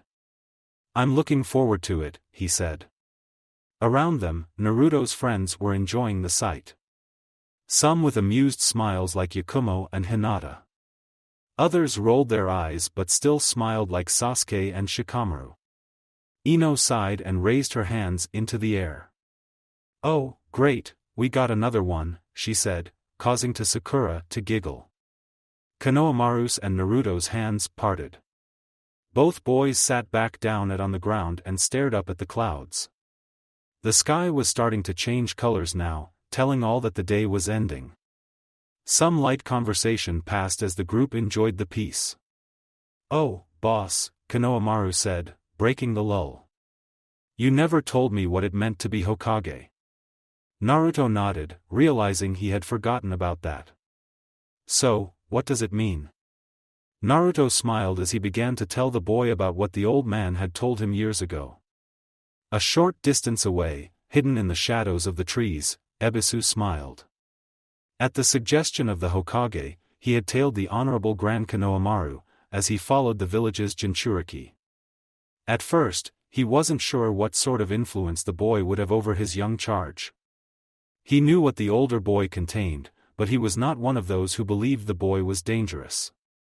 He had complete faith in the Yondame's work. Even still, Ebisu was not sure of the boy. He knew the boy had a reputation as being a brass troublemaker. A part of him thought he would be a bad influence on Konohamaru. But now, after seeing how the boy was and the way his friends treated the young boy, he was happy to note that feeling was wrong. Naruto had been just what Konohamaru needed to get to knock down on his training. Ebisu had even learned something about the young charge he would have never known about. Uzumaki Naruto, Ebisu whispered as he pushed his glasses into place. He had thought about testing the boy to see what his resolve was like, but had determined that was unnecessary after hearing the boy talk to Konohamaru. Plus, he didn't want to offend his friends, most of whom came from prominent clans. I think I will be keeping an eye on you. He gave a sideways glance to the pair of eyes watching him. Then he looked back at the group of kids. He decided to wait for the sun to set before collecting his charge. He would let the boy enjoy this moment, then come tomorrow, he would put the boy through his paces. Hyuga compound. A month went by in a flash for Naruto. He had been eagerly waiting for this day. A part of him had worried that it would go by in an agonizingly slow crawl. But instead, it had gone by quicker than he had noticed. Before he knew it, the day had come. Today he would be receiving his Genin team and Jonin sensei. Naruto was smiling from ear to ear. Who was going to be on his team? Who was his Jonin sensei? Are they a good person? Someone strong and fast? What did they have to teach him? What sorts of missions would his team have? So many questions were pouring into his mind that Naruto felt like he could burst. Naruto, Sarah said. You're bouncing on your feet again. Try to remain calm, she had a smile on. They were walking through a hallway. Naruto looked up at his caretaker. Oh, come on Sarane-san, he said. This is the day I get my genin team. The day I finally take my first steps as a shinobi of Konoha. Weren't you excited when you got your team? Naruto saw Sarah's smile falter for a moment. Naruto frowned at that. Had he said something wrong? Not to the same degree as you, she said. Like most Hyuga, I was composed. I did not care who my teammates were, only that didn't get in my way. Naruto looked at his caretaker critically. The way the tone of her voice shifted, it suggested to him that there was more going on. Do you want me to tell about them? He asked carefully. He wanted to know who Sarah's teammates were, but at the same time, he could tell this was an uncomfortable subject for her. Sarah remained silent for a moment. They were good people, she said wistfully. A girl and a boy. The girl didn't come from a clan or even a shinobi family. She was from a family of merchants. She was a lively thing and loved to pull pranks. In a way, you remind me a lot of her. Naruto smiled. I wouldn't mind meeting her, he said. You would have liked her, Sarah said. The boy, on the other hand, did come from a shinobi family, albeit a small one. He was quiet and calm. I don't think he liked to talk much. But he was a good guy. Sarah sighed, a small smile creeping onto her features. They were good people, and at first, I didn't think much of them. To me, they were just nobodies that were lucky enough to get on my team. At the very least, they didn't hold me back. It wasn't until much later that I started to view them in a different light. I started to view them as friends. While Sarah was smiling, Naruto could see the note of sadness. What happened to them? He asked. Sarah stopped and remained silent for a moment longer. About 2 years later, we all made Chunin. Not long after that, we went on our first mission as Chunin, a brank. Her expression tightened. I was the only one that made it back alive. Naruto was not sure how to respond to that. I'm sorry, he said. I didn't. Sarah stopped him by placing a finger on his mouth. She was smiling. But it wasn't happy. Don't, she said. There's nothing you could have done. She straightened back up and resumed walking down the hall. Naruto followed her. Still, that must have been hard for you, he said. He thought about what it would be like to lose his teammates. What would it be like to lose his friends like that? In his mind, he saw flashes of his friends' faces. Sasuke, Kiba, Yakumo, Ino, and the others. He almost stopped his footsteps when Hinata's face flashed into his mind. The thought of losing Hinata tugged his heart tightly. Through one pair of eyes, he saw Hinata waiting at the doors of the main compound. She was smiling and talking to her mother, with little Hanabi bouncing around her legs. He didn't want to imagine what it would be like to lose her. So, Naruto shook his head and pushed the thought to the back of his mind. He focused on what Sarah was saying. It was, she said in a soft, shaking voice. I didn't realize what they meant to me. Not until, she paused for a second. Not until they were gone, and I was met with silence. A brief silence fell over the two as they walked through the Hyuga compound. Naruto never knew this about Sarah and wondered why she never told him about this. Probably because it was too hard for her, Naruto answered his own question. How long had she been grieving for her teammates? Did others know? Or had she kept to herself all this time? Did she blame herself somehow? I would have liked to have met them, Naruto said, hoping it offered his caretaker some small console. You would have liked them, she said with a smile. This one wasn't as sad as the others. And they would have loved you to pieces. They were about to round a corner that would take them to where Hinata was waiting. Naruto could hear the barely audible sounds of a conversation. That was when Sarah turned around and knelt in front of Naruto. She places a hand on his shoulder. "Naruto, if there is anything you take away from this," she started. "It should be this. Cherish those around you, and don't take them for granted as I did.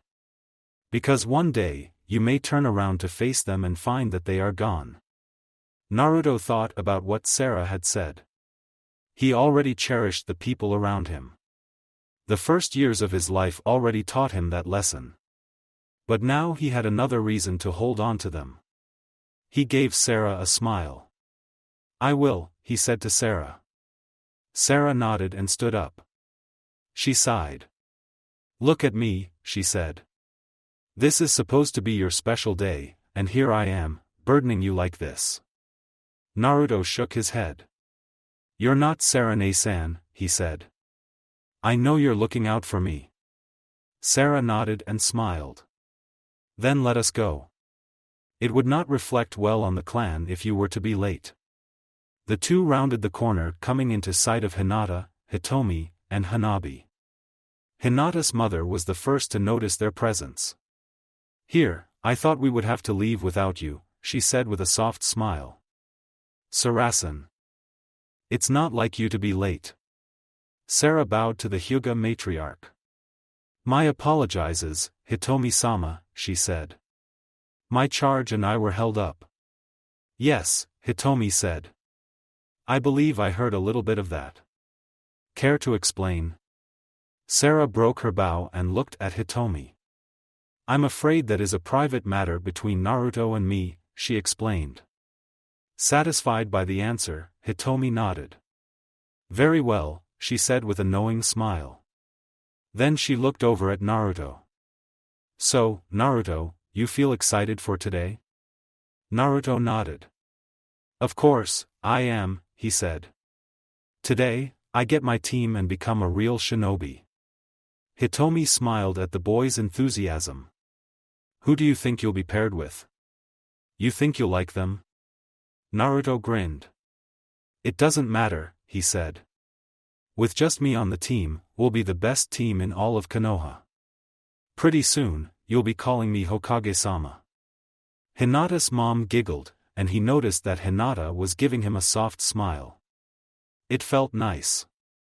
"I'm sure we will," Hitomi said. "Come to think of it, wouldn't it be nice if the two of you were to be placed on the same team?" She looked between the two genin hopefuls. Hinata had a slight blush around her face when she spoke. "It would be nice," she said. Naruto imagined what it would be like to have Hinata with him on the same mission. Going on missions together, defeating great villains together, and sleeping out under the night sky, maybe even sleeping in the same tent. That would be nice. Naruto shook his head a little, wondering where the last thought came from. Naruto smiled. "That would totally be awesome," he said. "You and me, together.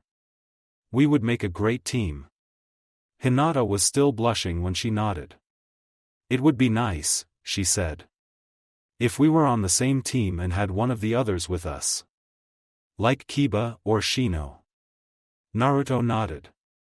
He wouldn't mind being on the same team as them.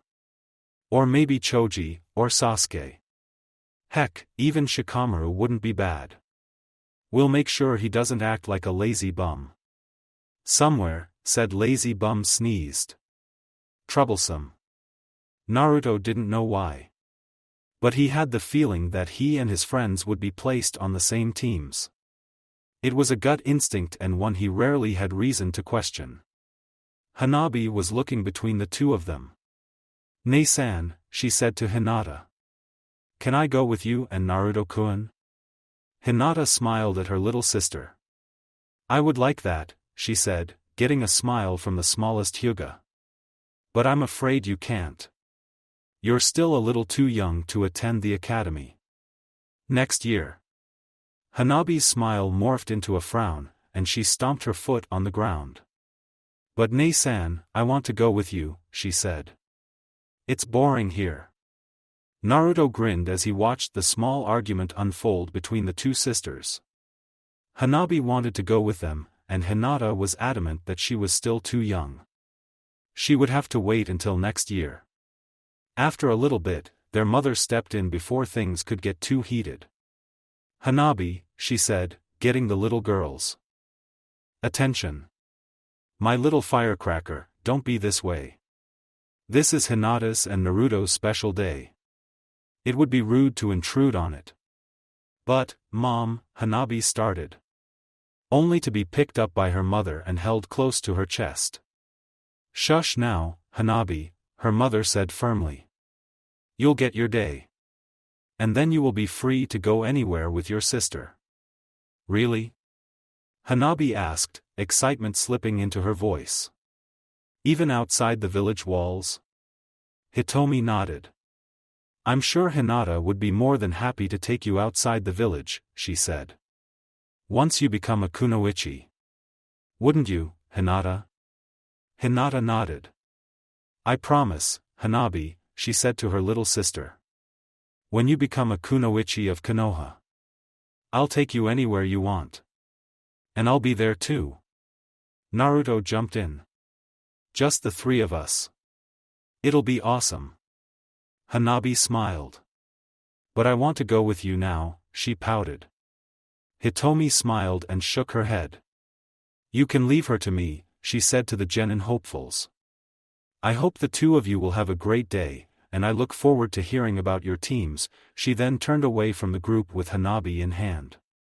"Come on, Hanabi, if you behave, I can see about setting up a playdate with your friend Konohamaru." They went around a corner and were gone.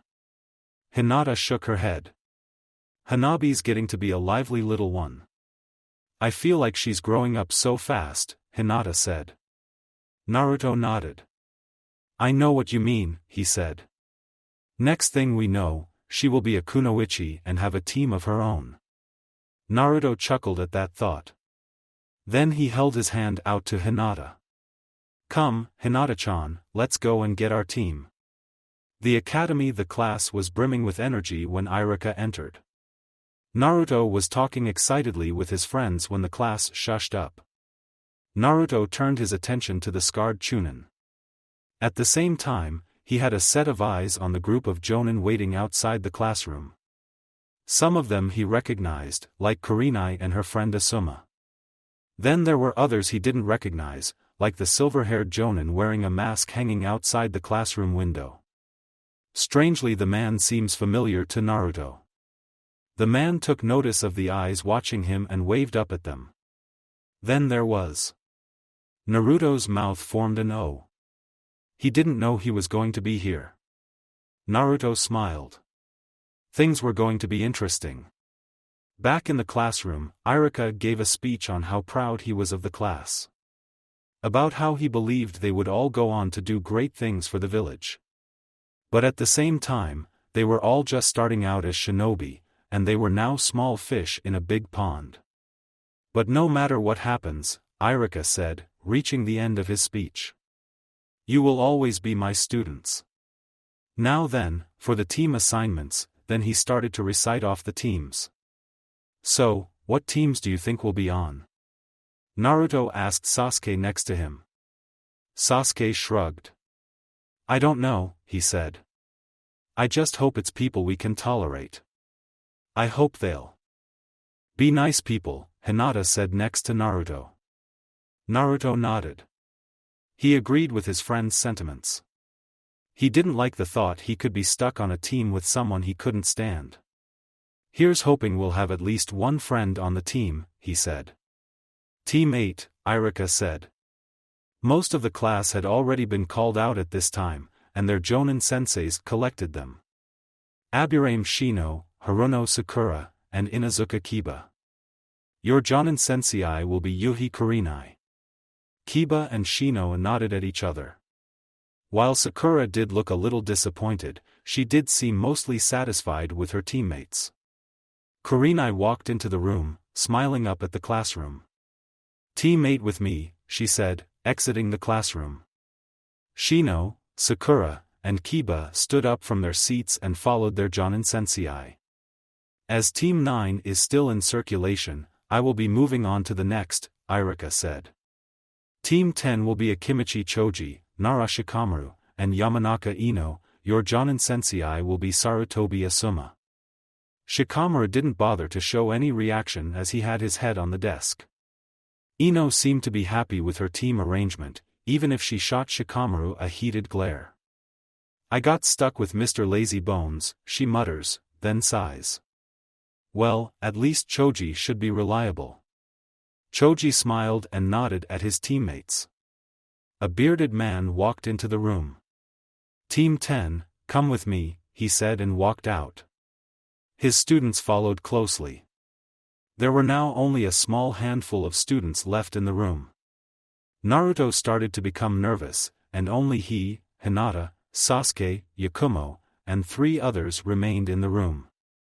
There were also only 2 Jonin sensei left. Going by the math, he knew one of them would be left without a team. That was what he was worried about. He knew Yakumo would likely be left without a team since she came to the academy late. It was how the remaining teams would be arranged that worried him. Of his friends, only Hinata and Sasuke remained. He knew there was a good chance he could be separated from them, and just as likely, he would end up with one of the 2 while the other was left alone. Team 11 will consist of Hyuga Hinata. Naruto's ears perked up. That was 1 down. Uchiha Sasuke, 2 down. Naruto felt his heart racing. One more name and the team would be set. Would it be him or one of the others in the room?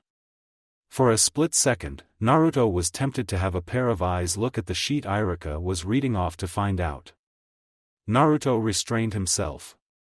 He had promised himself that he would make the team arrangements a surprise.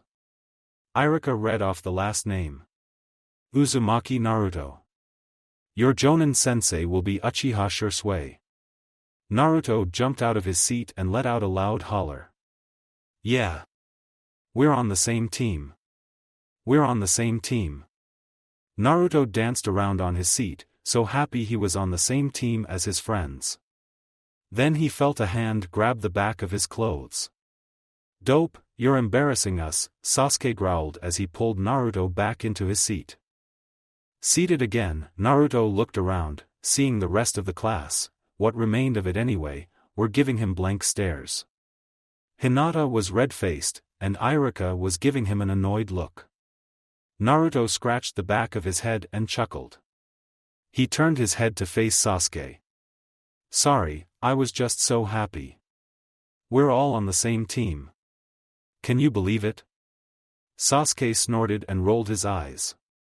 Naruto, though, saw the smile gracing his lips. Dope, he said. Next to him, Hinata was smiling as well.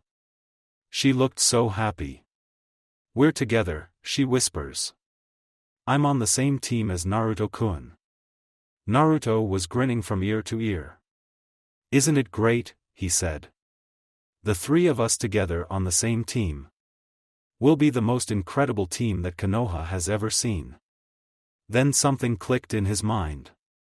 Wait, who did Irika say would be our Jonin sensei? That would be me, a smiling Shursui said. He was standing in front of the classroom. One moment he wasn't there, and next, he was smiling at his team. And for the record, Naruto is right, Team Shursui will be the most awesome team in Konoha. Shursui was met with stunned silence from his students. Shursui? Sasuke said. What are you? Hold on to your questions, my precious little students, Shursui said. I'll answer them all soon enough. Now, Team 11, meet me at Naruto's favorite place. Then without another word, Shursui vanished in a swirl of leaves. Sasuke, was that your? Naruto asked, looking over at Sasuke.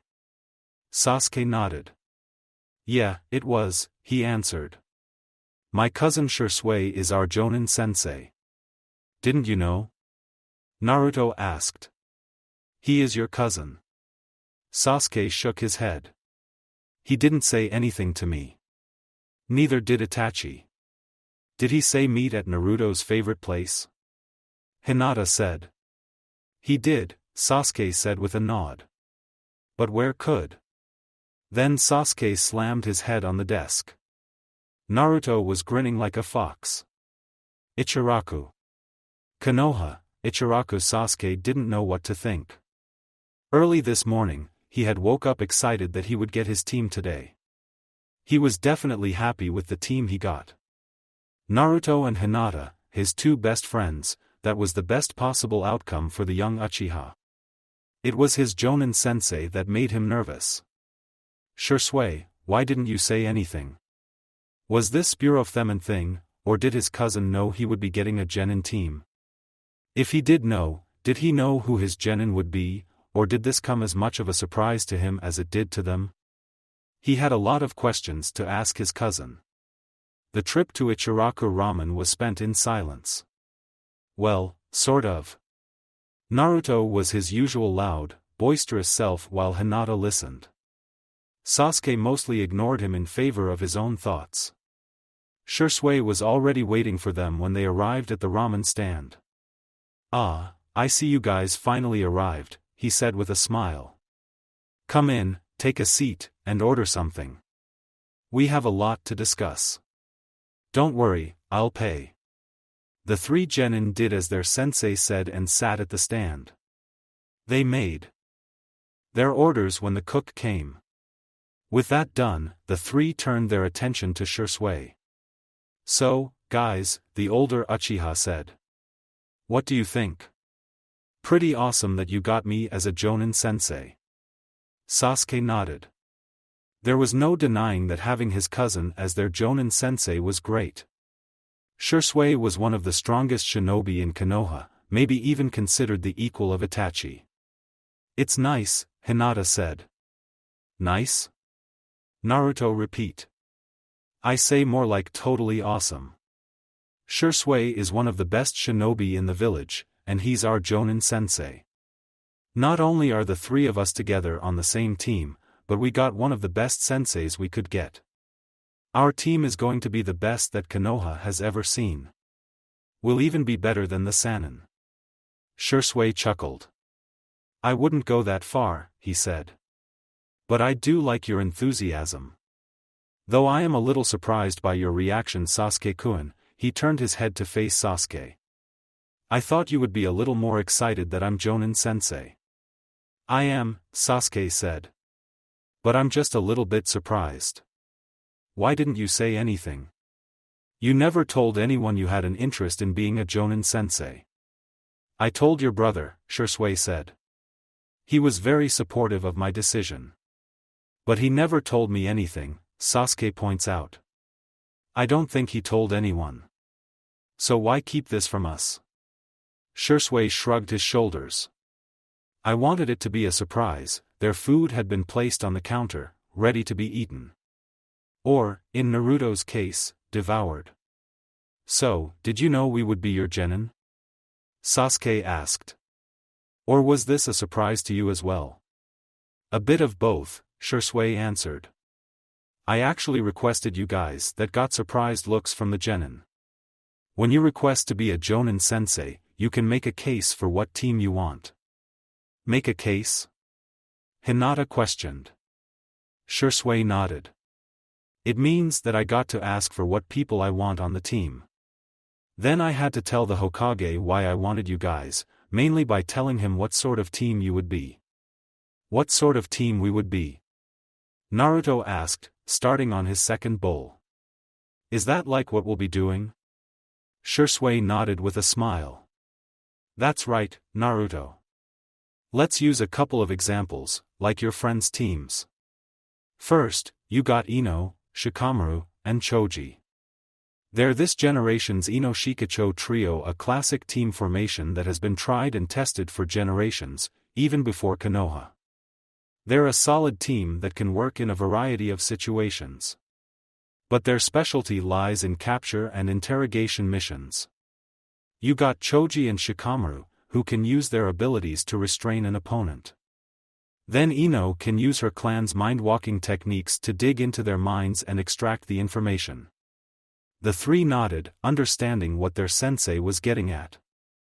So, what about Shino, Sakura, and Kiba? Naruto asked. A tracker team, Hinata asked. Both Kiba and Shino have ways of tracking others. Sakura doesn't, though. Sasuke pointed out. But she's really smart. Naruto defended. I bet she can get into people's heads with the right training and figure out where they'll run or hide. Naruto makes a good point, Shisui said. Plus, she has an incredible amount of chakra control. With that, she has an aptitude for genjutsu, something their Jonin sensei specializes in. So then, what about us? Sasuke asked. What are we going to specialize in? What is the purpose of our team? Sasuke already had a couple of ideas about what they'll be doing. Shisui smiled. We'll come to that, he said. But first, let's do a team-building exercise. A team-building exercise? Naruto asked. That's right, Shisui said.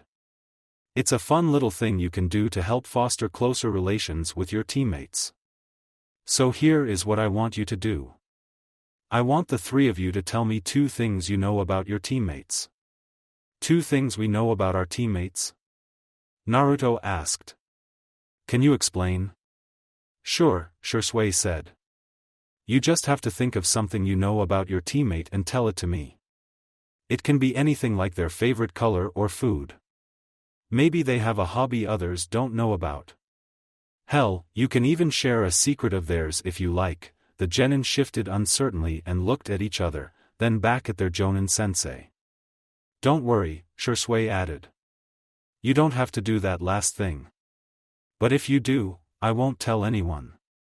The 3 genin still looked uncertain about that but nodded their heads. Okay, Naruto said. So, who goes first? Since my precious little cousin here had so many questions, Shisui said, looking at Sasuke. How about he goes first? First, I want you to introduce their name, then tell me the 2 things you know about them. Got that? Sasuke nodded. Hi Shisui-sensei, he said. Shisui smiled. Shisui-sensei, I like the ring of that. Sasuke ignored the older Uchiha's musing. He gestures over to Naruto. This is Uzumaki Naruto. He is a ward under the Hyuga clan, and one of his hobbies includes gardening. Gardening? Shisui queried. I didn't expect something like that from you. Naruto scratched the back of his head and chuckled. Sasuke then pointed to Hinata. This is Hyuga Hinata, her favorite color is blue, and one of her hobbies includes flower pressing. The girl nodded and pressed her fingers together. Good job Sasuke, Shisui said. Hinata, your turn. Hi Shisui-sensei, Hinata said. She waved over to Sasuke. Uchiha Sasuke, tomatoes are his favorite food, and he likes to watch birds. Then she points over Naruto. Uzumaki Naruto, he likes to pull pranks, and his dream is to become Hokage. Hokage? Shisui said, looking at the blindfolded boy. That's rather ambitious of you. Again, Naruto smiled. And I'll be the greatest Hokage in history. Okay, Naruto future Hokage, it's your turn now, Shisui said. Naruto nodded. Hi sensei, he said, first pointing to Hinata. This is Hyuga Hinata. She is the first daughter of Hayashi and Hitomi Hyuga. Her favorite food is cinnamon buns, then he gestured over to Sasuke. And this is Uchiha Sasuke. His favorite color is black, and he wants to become ANBU commander. Shisui smiled at Sasuke. An ANBU commander, Just like your brother, Shisui said. I got a future Hokage and a future ANBU commander. I got quite a team here, he looked over at Hinata. Makes me wonder what you want to be. Hinata blushed and lowered her head. She muttered something. I'm sorry I didn't hear that, Shisui said. Hinata raised her head and repeated what she had said. I want to be great clan head one day, she said quietly. And maybe become the academy's headmaster. Headmaster of the academy? Shisui said, crossing his arms. Now, that would be interesting, then he smiled. Great job, everybody. Now, wasn't that fun? The genin looked at each other and shrugged. I guess, Sasuke said. He was wondering what his cousin was up to. He felt something was off. What was the point of that? Like I said, Shisui began. It's a team-building exercise meant to foster closer team relations. We know that already, Sasuke said impatiently. What I'm wondering is why you had us tell facts about each other. What's the point of that? To see how well you know your teammates, Shisui said. On a mission, when it comes down to success or failure, 9 times out of 10, the contributing factor boils down to one thing.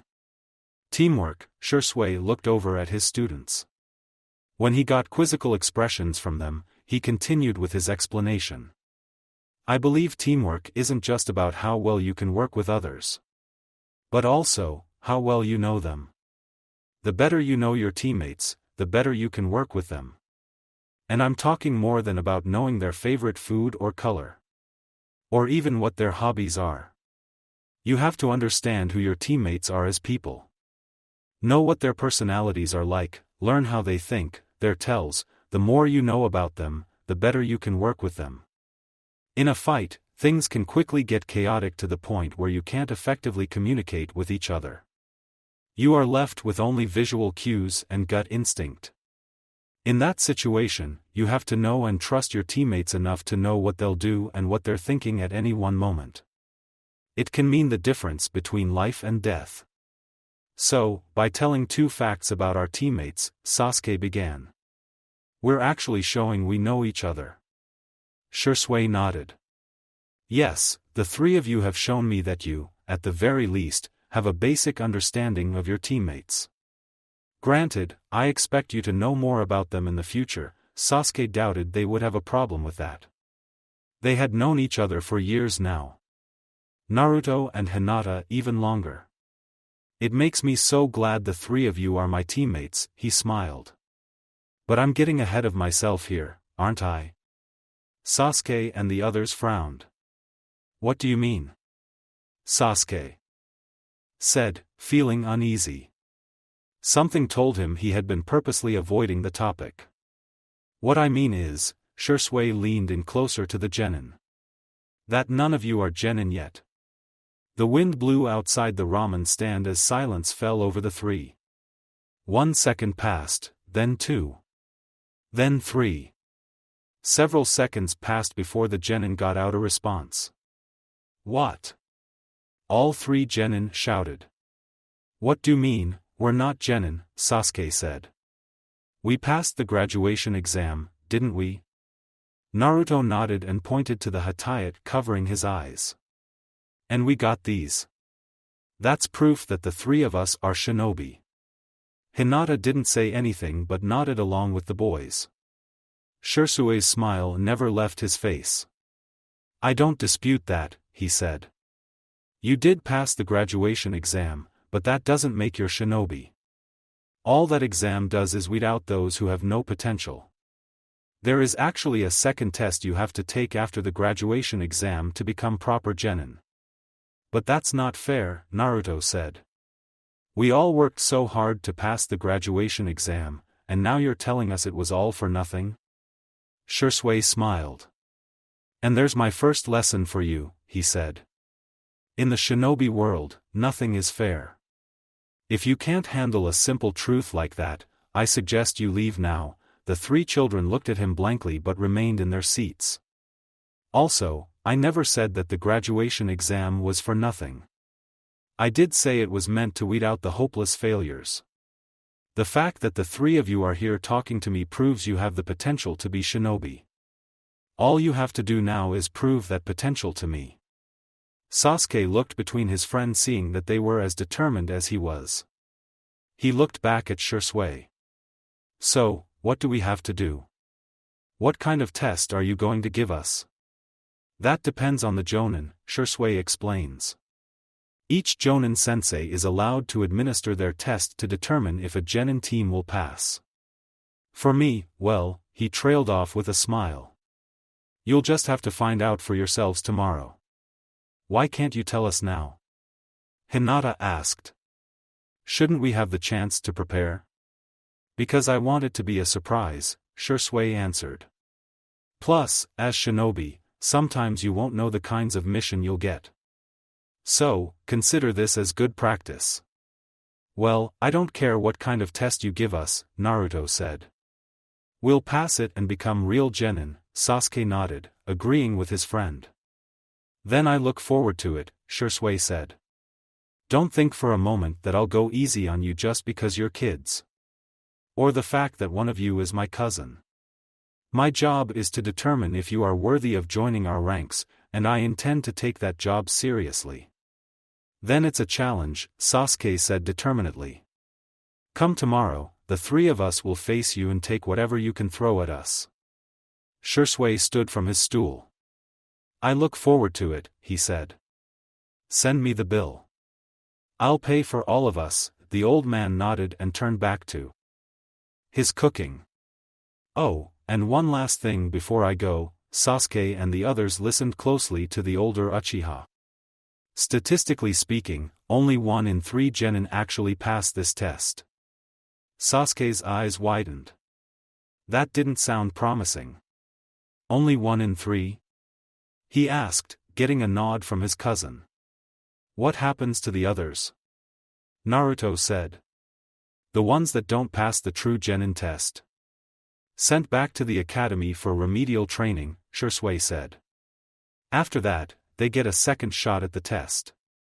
So even if you fail, you at least get another chance. Sasuke clenches his teeth. There was no way he was being sent back to the academy, and neither would his friends. They all would pass. We won't need it, he said. Shisui looked at him and nodded. Then I will see you 3 tomorrow. I recommend that you get plenty of rest. Come to training ground 11 tomorrow morning at 6, then he vanished. Left alone, the genin, or rather genin would bess, looked at each other. Can you believe this? Naruto asked. A second test after the graduation exam? Why didn't they tell us? To surprise us, Sasuke answered. Like Shisui said in the life of a shinobi, nothing is for certain. We have to be ready for anything. It probably also sets us on edge too. If we had known about it, we would have prepared for it weeks or months in advance. Like we did with the graduation exam, Naruto said, understating what Sasuke was saying. But in this case, we only have a day to plan and prepare. Less than that, actually. Sasuke nodded. It's not something that couldn't happen out on the field. But still, it would have been nice to have some warning. That was when Hinata spoke up. Actually, I think we did have some warning. Sasuke and Naruto looked at the girl. What do you mean? Sasuke asked. My mom said something that's been on my mind lately, Hinata explained. She said that I have to look past the graduation exam to be a successful kunoichi. At first, I thought she meant I needed to plan for the future.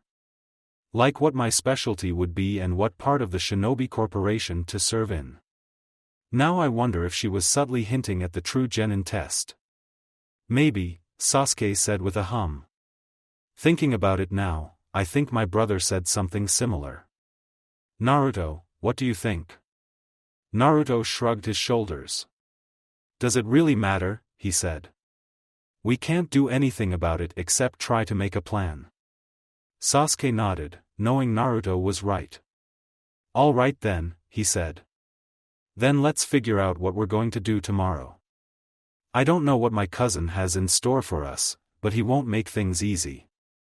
Should we try scouting out the train grounds? Hinata suggested. Good idea, Hinata, Naruto said. We can even try to set up traps there. Sasuke nodded, liking the idea. It might even give us some clue of what to expect tomorrow. With the tentative plan in place, the three adolescents left the ramen stand. They made their way to training ground. 11. Unknown to them, their sensei was shadowing them. He had a smile on his face. Training ground 11. The next day Team 11 was in the middle of the training ground 11. It was a few minutes before the time Shisui gave them, and they were busy going over the final details of their preparations for the true genin test. The three scouted the area soon after their sensei left.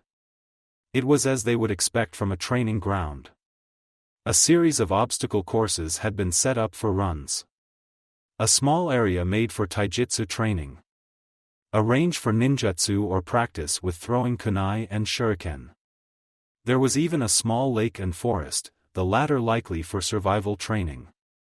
They had spent the better part of yesterday and this morning laying out traps in the training grounds. The three had no idea what Shisui would throw at them. But the consensus was they had to fight him to prove they were worthy of being genin.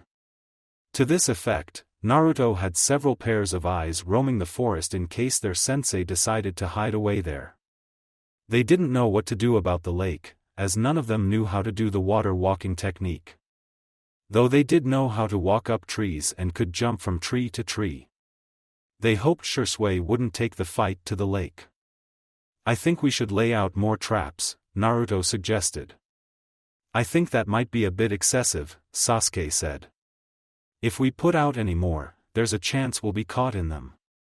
Sasuke's right, Hinata said. Plus, I don't think we have enough time. Shisui-sensei should be here any moment. Naruto nodded. All right, he said. Is there anything else we should go over? Sasuke and Hinata shook their heads. Not that I can think of, Sasuke said. Me neither, Hinata added. Hinata was nervous, and why shouldn't she be? The graduation exam had been hard enough to deal with, but now she had another test to deal with. She looked at Naruto and Sasuke. They were so capable and confident in themselves. The latter Hinata found she lacked in herself. Hinata knew she was capable and probably better than most kids her age. But when she looked at Naruto and Sasuke and saw what they could, Hinata felt like she was lacking. For a moment, she wondered if she should even be on the same team as them. She feared she would only get in their way and hold them back. I have to do my best, Hinata thought. I can't be the one to hold them back. Naruto, Sasuke said, taking Hinata out of her thoughts.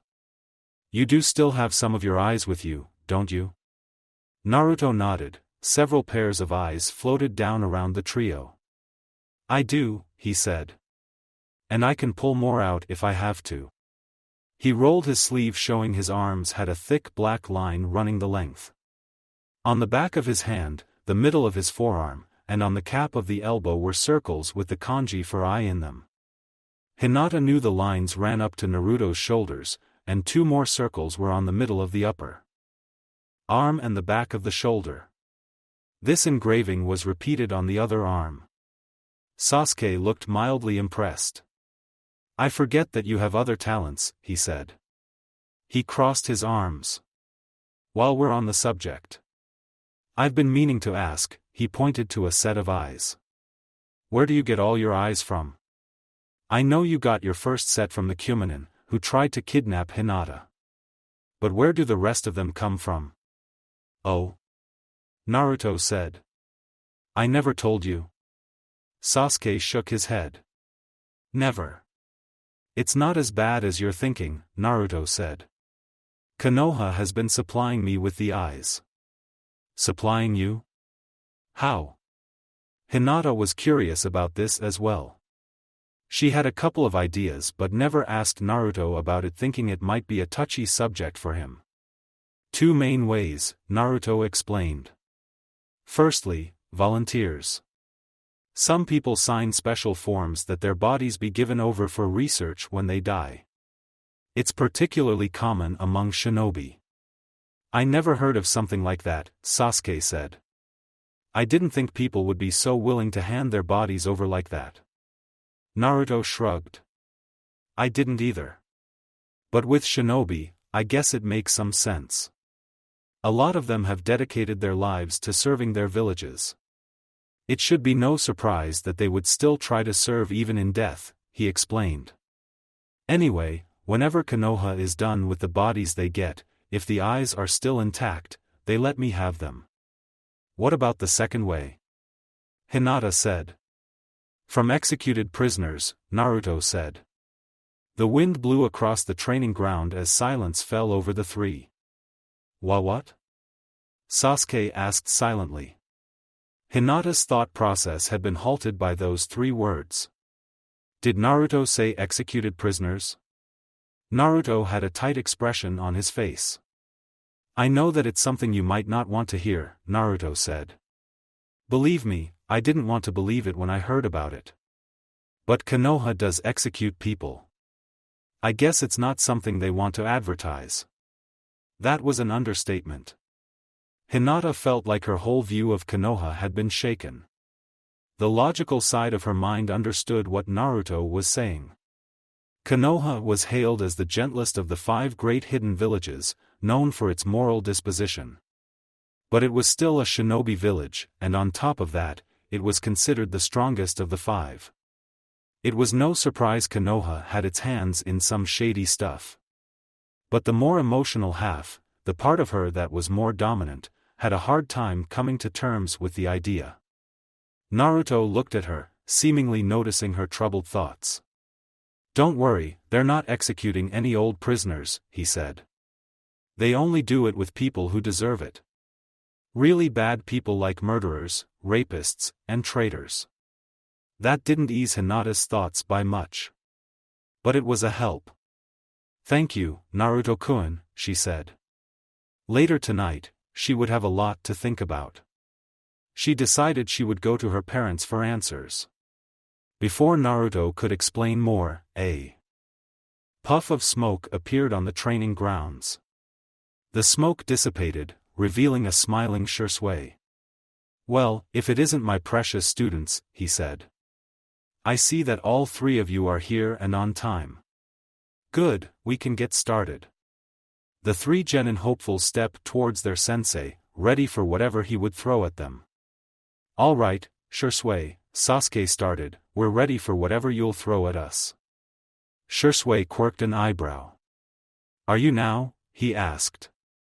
You don't even know what my test will be, and you say you're ready. What if it's something really hard, like sneaking into the Hokage tower and taking something from there? Or maybe fighting me to the death? Naruto stared defiantly at Shisui. It doesn't matter what we have to do, he said. We'll pass your test and become real genin. Sasuke and Hinata nodded, showing their support. I can't fail here. I have to pass. For them. For Naruto. Hinata thought to herself. Shisui smiled. All right then, he said. Then it is a good thing that my test for you entails none of that, he pointed to the rising sun. See the sun over there? The 3 turned around in the direction of the sunrise. Hinata had to shield her eyes from being blinded by the sun's early rays. You have until the sun sets to pass the test, she heard Shisui say. The 3 turned back to face Shisui. And what is our test? Sasuke said. Shisui smiled and leaned in on the genin. Simple, he said. Your test is to find me, then he vanished in a puff of smoke. The wind blew across the training ground as the 3 registered what their would-be sensei said. Did he say to find him? Sasuke said. Hinata nodded. I think he did, she answered. Then he just left without giving us an explanation, Sasuke said. Naruto frowned. I don't think he was here, to begin with, he said. Look at the way he disappeared. It looked a lot like when one of my clones dispels. Sasuke's eyes widened. So, we weren't even talking to the real Shisui? He asked. Hinata mentally slapped herself. She should have had her Byakugan on to check if their sensei was here or not. I'm sorry, she said to her friends. I should have checked. Don't worry, Hinata, Naruto said reassuringly. He pulled one over all of us. Sasuke nodded. Naruto's right, he started, my cousin must have been prepared for us to rush him. So, he sent a clone to give us the test and got out when he could. The younger Uchiha had a frown on his face. He did say to find him, right? He got nods from the others. Then he must be somewhere in the training grounds.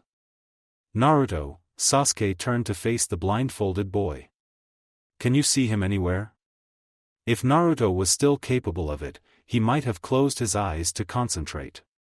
Moments passed as Sasuke and Hinata waited for an answer. A couple of times, Naruto would turn his head over a little like he was trying to look at something. Hinata always chalked up little gestures like that as unconscious habits. I can't see him, Naruto said. He's not anywhere I can see. Sasuke had a tight frown on but nodded. Okay, me might be hiding somewhere your eyes can't see, he suggested. Keep looking. He looked over at Hinata. Hinata. The Hyuga heiress nodded. Right, she said, already knowing what he would ask. She put her hands together in a familiar hand sign. Byakugan. Then the whole world opened up for her. Out of all the people in the village, she and the rest of her clan were probably the only ones who had some understanding of what Naruto saw every day. With the Byakugan activated, she was granted a full 360-degree vision, almost. That was something the Hyuga didn't want anybody knowing about, and her vision was extended by several meters, even allowing her to see past the trees in the forest. But it wasn't like it allowed her to see everything in her field of vision. Something like that would be too much, even for the more developed brains of the Hyuga. Instead, it was like having a greatly expanded peripheral vision. The sights were there and registered by the human mind. But the brain ignored them, only really coming into focus when something occurred in the corners of the eyes. Hinata, like the rest of her clan, could only focus on a narrow field of vision at a time. However, they could move their image around for a better world. For example, right now, Hinata was focusing her vision in front of her. When she saw no sign of their sensei, she moved her cone of vision around to the back of her head, where again she saw nothing. She continued to do this, rotating her cone of vision around, looking for where Shisui could be hiding. With time and training, she would learn how to detach her cone of vision from herself and project it anywhere within her field of vision. But that day was still a ways off, so she was limited to having her vision attached to her person. I can't see him, Hinata said. Then she noticed something strange. Looking into the forest, she noticed that her vision was not going as far as it should. She squinted her eyes at the trees, focusing her vision on them. The trees. What about the trees? Sasuke asked. They're coated in chakra, Hinata explained. It's making it harder to see past them. I can see through some of them. But after a point, the trees start to block my vision. Then he has to be in the forest, Sasuke said. Naruto, can you see him anywhere in the forest? I'm looking, Naruto said. But there are a lot of trees, and the foliage is thick. There are lots of places Shisui-sensei could be hiding. Sasuke glared out at the forest. Then we'll have to search it ourselves, he said, running into the forest. Right. Naruto and Hinata said, following Sasuke's lead. Several hours of fruitless searching passed before the three stopped in the middle of the forest. The sun was high up in the sky. Damn it, Shisui, Sasuke shouted up at the sky. Naruto felt just as frustrated as Sasuke. He kept looking through his eyes as they swept through the forest and other parts of the training grounds. So far, nothing. He could not find any sign that their sensei was in the forest or anywhere on the training grounds. Hinata, Sasuke said. Are you sure you can't see Shisui anywhere? Hinata shook her head. No, I can't, she answered. The trees are making it hard to see. Sasuke growled. We got to keep looking, he said, turning around to move. He's got to be hiding somewhere. Naruto was thinking. He knew that Shisui was supposed to make things difficult for them. It wouldn't be much of a test if it wasn't hard. He also knew that Shisui was a jonin and even a former member of ANBU. If he really wanted, he would make it impossible for the three to find him. But the thing was, this was supposed to be a test that determined if he and the others were worthy of being genin. So that meant the test had to be passable within a reasonable margin. Based on that conclusion, the three of them should have found a clue about where Shisui was. If not having an idea of where he was hiding, Shisui had to be hiding somewhere that Naruto was certain of. Think about what your sensei said, Kurama said. Think carefully on his words. Think on his words. Naruto said back to the fox. What was Kurama getting at? He said to find him. Right? Those were his words. Inside the seal, Kurama nodded, sensing his host's mental gears working. It's what he didn't say that you should focus on, he gave one last nudge to help his host. What he did not say? Naruto thought with a frown. What was the fox getting at? Simple. Your test is to find me. That was what Shisui said. They couldn't find him in the forest. Your test is to find me. Those were the only words he used. They had searched the training grounds until the sun was high in the sky and had found no sign of him. Find me. Shisui wasn't on the training grounds. Naruto slapped himself on the head as the realization hit him. This action caught the attention of his two friends. They both looked at him, one with a questioning expression, Sasuke, and the other with a worried expression, Hinata. Guys, Naruto said. I think we've been searching in the wrong place. Explain, Sasuke said. Think about it, Naruto said. Think about what Shisui said.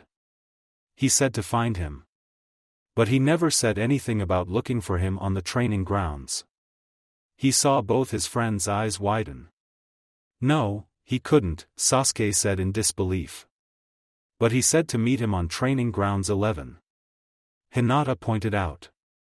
But did he say we would be holding the test here? Naruto said. After a moment, he saw Hinata and Sasuke shake their heads. Exactly. We assumed that the test would solely be on the training grounds. But we never thought to look anywhere else, Sasuke said. That sneaky bastard. So, if he's not on the training, Hinata began, then where is Shisui-sensei? Naruto shrugged his shoulders. I don't know. He could be anywhere in Konoha. Sasuke had a frown on his face. Naruto, how many of your eyes are in Konoha? He asked. That was the part where Naruto wanted to ram his head into the nearest tree. Not very many, he answered. I had most of my eyes here on the training grounds. Naruto felt ashamed. He should have kept more of his eyes floating around Konoha. Instead, he had assumed that the test would only be on the training grounds and concentrated the majority of his eyes there. How quickly can you get them spread across Konoha? Hinata asked. Naruto smiled. He made a mistake. But the good news was that it wasn't something he couldn't quickly fix. Very quickly, he said, holding his hands out. A pair of eyes floated down into the palm of his hand. They may not look it. But these little guys are fast. I can have full coverage of Konoha in a few minutes. Then do it, Sasuke said. We'll need them if going to find Shisui. Naruto was already at work as he had his eyes fly across the training grounds and into Konoha. He even channeled some chakra into the seals on his body to summon more pairs and had them sent away. Wary of another trick from their sensei, Naruto kept some of his eyes on the training grounds in case he did turn up. They're spreading out now, Naruto said. Sasuke nodded. Good, he said. Then let's split up. We can cover more ground that way. Naruto, can you keep a pair on the two of us? That way, if we find something, you can signal the others? Naruto nodded. He had already thought of doing that. Can do, he said. Hinata, you have any ideas? Sasuke asked. Hinata shook her head. No, I don't. Sasuke nodded. Alright, then, let's get moving, he said. We only have until the sun sets. Let's try meeting back at Academy every half hour. Share what we know. Got it? Hi. The three genin hopefuls broke and ran into Konoha. Unknown to them, a figure vanished in a puff of smoke. Somewhere Shisui got the memories of his clone and smiled. Well, it looks like my students are catching on, and a little quicker than I thought they would. From across the table, his companion put her cup of tea down. I told you they were smart. Especially Naruto. He's got a devious little mind. Shisui gave his companion a pointed look. He's your charge. Shouldn't you have nicer things to say about him? Sarah shrugged her shoulders. Frankly, I'm surprised he didn't think of it sooner. Shisui just nodded and took a sip from his tea. He wondered how long it would take his students to find him.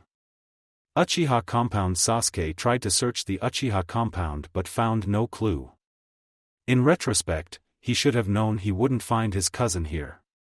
It was too obvious of a place to look. But Sasuke supposed that was why he bothered to check it in the first place. After all, what better place to hide than the one you immediately discounted? Unfortunately for him, Shisui was not at the Uchiha compound, proving to be a waste of time. Sasuke even asked his clansmen and parents if they knew where Shisui was. They had no information, or if they did, they were withholding it from him. Sasuke? A familiar voice said. What are you doing here? Sasuke turned to face his brother. Itachi? When did you get back? He asked him. Just a few hours ago, Itachi answered. Just got from the reporting to the Hokage. Now then, what are you doing here? I thought you would be with your team right now. Sasuke sighed. I sort of am. When he got a look from his brother, he elaborated. We're looking for Shisui. He's our sensei. Speaking of, his eyes narrowed at Itachi. Did you know that he wanted to be a Jonin sensei, and was going to be assigned to my team? Itachi nodded. I was aware he had a desire to lead a team, Itachi answered. And that he wanted you and your friends. So yes, then he answered the following question on Sasuke's mind. And yes, I was aware of the true genin test. I tried hinting about it to you. Sasuke nodded. I'll have to ask you about it later, he said. And about your mission. But right now, I need to find Shisui before it's too late. I don't suppose you know where he is? Itachi shook his head. As I said, he answered. I only got back just a few hours ago. Sasuke nodded, disappointed by the answer but had predicted it. Then I'm off. See you later, Itachi. Then he runs off, not seeing his brother's smile. Hokage Tower, Naruto, the Hokage said. Shouldn't you be with your team? Naruto shrugged his shoulders. We're on a mission, he answered. A mission? The old man questioned. I don't remember giving Team 11 a mission. He looked over at his aide. Did we give them a mission? The Chunin shook his head. No, Hokage-sama, he said. We did not give Team 11 a mission. Must be something that their sensei gave them. The old man nodded as understanding dawned on him. I see, he said. That makes sense. Let me guess, it has something to do with the true genin test. Naruto nodded. That was a part of the reason he was here. The other part would come in a second. He pointed an accusatory finger at the Hokage. That was a dirty trick you pulled, Gigi. Not telling me about the true genin test. The old man smiled and nodded at him. The chunin next to him rolled their eyes. Perhaps, he said. But it was necessary. After all, the unexpected is a part of shinobi life. This will serve as a valuable lesson to always be ready. Naruto nodded, getting the message from the old man. Anyway, he said to shift the subject. Our test is to look for Shisui before the sun sets. The Hokage nodded. I see, and you thought you could find him here? He asked. It's worth a shot, Naruto said. Hinata and Sasuke are looking across the village. I got my eyes roaming the village, and we agreed to meet up at the academy every half hour to share what we learned. He saw the old man smile. Good teamwork, something about that struck Naruto as odd, but he ignored it. But that doesn't explain why you are here in person. You could have easily used your eyes to check the tower. Because I wanted to ask you a question, Naruto said. Go ahead. Do you know where Shisui is? Naruto asked. For a moment, he saw a look of surprise on the old man's face. But he quickly recovered. What makes you think I know where he is? Naruto smiled. You're the Hokage, he answered. Shouldn't you know where your shinobi are? The old man chuckled. You have me there, he admitted. To answer your question. Yes, I do know where he is. Or at least a very good idea of where he is. And no, I won't tell you. That would make things too easy. Naruto frowned. He had anticipated something like this, but he had hoped to get something out of the old man. Is there any way I can make you? Again, the old man smiled. Not unless you are willing to use less than pleasant means. Around the room, Naruto noticed the shadows shifting. Message received loud and clear. Then I'm off. He turned around to leave the room. Naruto, the Hokage said, grabbing the boy's attention. Since I am in a good mood, I can tell 2 places he is not in. So, you won't have to waste your time. He is not in ANBU headquarters, nor is he around the Hyuga compound. Naruto's frown deepened, but he nodded anyway. Then he left. Yamanaka flower shop. Hinata entered the flower shop. She knew it was unlikely that Shisui was here, but it did not hurt to check. But that wasn't the real reason she checked the shop. Welcome to Yamanaka's, a woman greeted her. Hello, Hinata said quickly. Is there anything I can get for you? The woman asked. Or would you like to browse our selection? Hinata shook her head. No, thank you, she said. I want to talk to Inoichi if he's here today. I want to ask him something. Tell him that Hyuga Hinata is here. The woman looked surprised for a moment. My apologizes, I didn't know we would have an estimated guest like you today, she said with a quick bow. I'll go get Inoichi-sama now. Then the woman left. Hinata let out a soft sigh and looked around the shop admiring the selection of flowers. The variety they had was wide-ranging, and Hinata was certain that some of them must have come from other countries. Her eyes settled on a group of white-petaled flowers. They had thin stems with few leaves growing on them. You got quite an eye, a voice said, startling Hinata. She turned around to see a smiling Inoichi looking down at her. No pun intended, he added. Hinata nodded. I took no offense, Inoichi-san, she said. What are they? Please drop the honorific, the man said with a shake of his head. You and my daughter are friends. Hinata nodded. Okay, Inoichi. Ino's father smiled. As for your question, they're called the icy pearl. They grow in one of the harshest environments in the world, namely in the frozen mountains of the land of winter. Not much can grow there. Yet these little guys have found a home there, and they're thriving. Hinata nodded, feeling an odd connection with the flowers. She knew what it was like to grow up in a harsh environment. They're beautiful, she said. Would you like some? Inoichi said. For you, I can offer a discount. Hinata thought about it for a moment but shook her head. No, she said, turning to face the man. I actually came here to ask you something. Oh? Inoichi said, sounding intrigued. And what would that be? What can you tell me about a jonin named Uchiha Shursui? The academy, where the hell is he? Sasuke said, his voice giving in frustration. If Naruto could answer that question, he would. Unfortunately, he was just as much at a loss as Sasuke was. And Hinata, too, for that matter. The three had been searching all over Konoha for several hours and had yet to find their sensei. They were meeting at the academy grounds for what felt like the 1000th time. Up in the sky, the sun was starting its downward descent to end the day.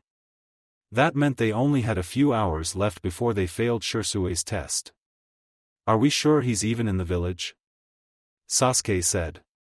He could still be hiding out on the training ground.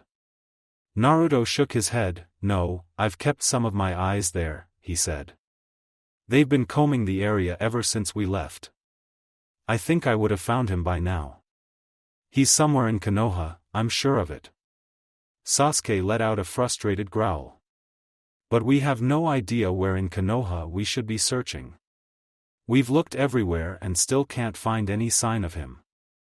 Calm down, Sasuke, Hinata said. Getting upset won't help us. While she sounded calm, Naruto could hear the subtle inflections in her voice that suggested she was just as frustrated as the rest of them. We need to keep looking. But we looked everywhere, Sasuke said. He was right. They looked in every place of which they could think. Sasuke had searched his clan's compound and several other training grounds and even looked over the academy. Hinata had gone to the Yamanaka flower shop to get information on where Shursui liked to spend his time. She had searched around all his favorite restaurants, the different parks he liked to stroll around, and the one thing that turned her face as red as a tomato, the red light district. Naruto had his eyes scanning every inch of the village and personally searched around the Hokage tower. Even getting some information from the Hokage about where not to look. Of course, he looked there.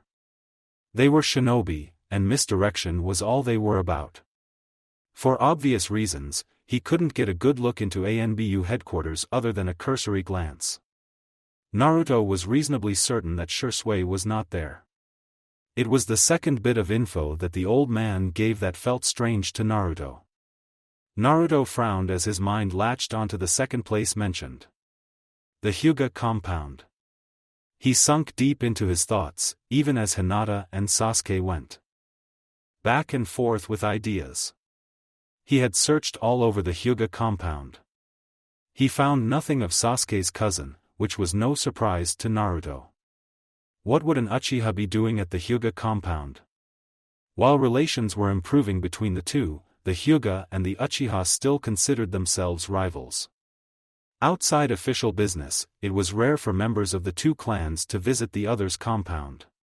Sure, there were the rare cases where a Hyuga and an Uchiha were friends, but they only ever hung out in the village. So why would Shursui be hiding there? Why would the Hokage even hint at a connection between Shursui and the Hyuga? Naruto's frown deepens.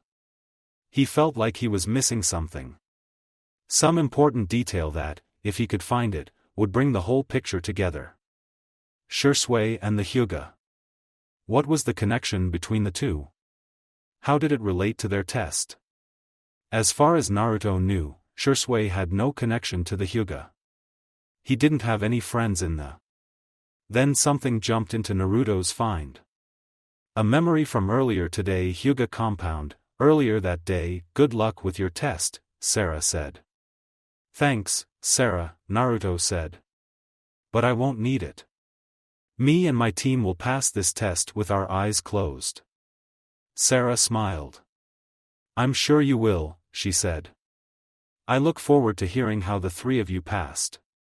Sure thing, Naruto said, about to step through the door to leave. Oh, Naruto, one more thing. Naruto turned to face Sarah. What is it? He asked. I'm going to be spending time with my friends today. We'll be at my favorite tea shop all day. okay? Naruto questioned. Why are you telling me this? To let you know that I want my time with my friends to be private. If I catch any of your eyes watching us, she pulled out a senbon, there will be consequences. She throws the senbon at the wall, narrowly missing an eyeball. Understood? Naruto gulped and nodded. He would keep his eyes clear of Sarah today. Present a frown spread across Naruto's face. There was no way that Shisui could have instigated that. How could he know that Sarah would be? Unless he, that sneak son of a Naruto, he heard Sasuke say. Naruto saw his friends giving him worried looks. Is something the matter? Hinata asked. I'm not sure, Naruto said. I need to check something. Just give me a moment. Hinata and Sasuke exchanged a glance, then nodded at him. Naruto focuses his sight into a pair of eyes across the village. He flew them across the streets. Vision went past several buildings and made several turns. All the while passing by villagers who remained unaware of the fact that a pair of eyeballs were flying past them. Just before the eyes arrived at their destination, Naruto had them cloak themselves. He wasn't taking any chances here. Then the eyes arrived at their destination. Naruto let out a small growl. Sure enough, he saw Sarah was at her favorite tea shop. Sipping from a cup, she sat at a table with her friends. Kurenai, Anko, and a woman with long purple hair. However, there was one other person at the table. Guys, Naruto said. When we're done with this test, I'm going to prank Shisui and Sarah. Hinata and Sasuke exchanged questioning glances. Okay, Sasuke said. Naruto, what's going on? I know where Shisui is, Naruto said. Come on, I'll explain. How much longer do you think it will take them? Anko said with a yawn. Shisui looked up at the sky, noting how dark it was getting. They got a couple more hours, he said. The snake mistress groaned and banged her head against the table. I still can't believe you managed to talk me into this, she said. I thought we would only be here for a few hours and then have the whole day to us. Just us girls. Shisui shrugged his shoulders. Well, you did get all day with your friends, he said. You just had a little extra company. Anko shot him a glare. I was hoping we would spend some time at places more exciting than this dainty little place, she said. Like a bar, probably would have drunk half of the patrons under the table. Or maybe clothes shopping. At this Shisui repressed a shudder. Anko, Kurenai said dryly. You're banned from half the clothing stores in this village. Including some of the less reputable ones, Sarah added, giving the snake mistress a wary eye. Anko smirked. What can I say, she said. I can't help it if I'm too sexy for those places.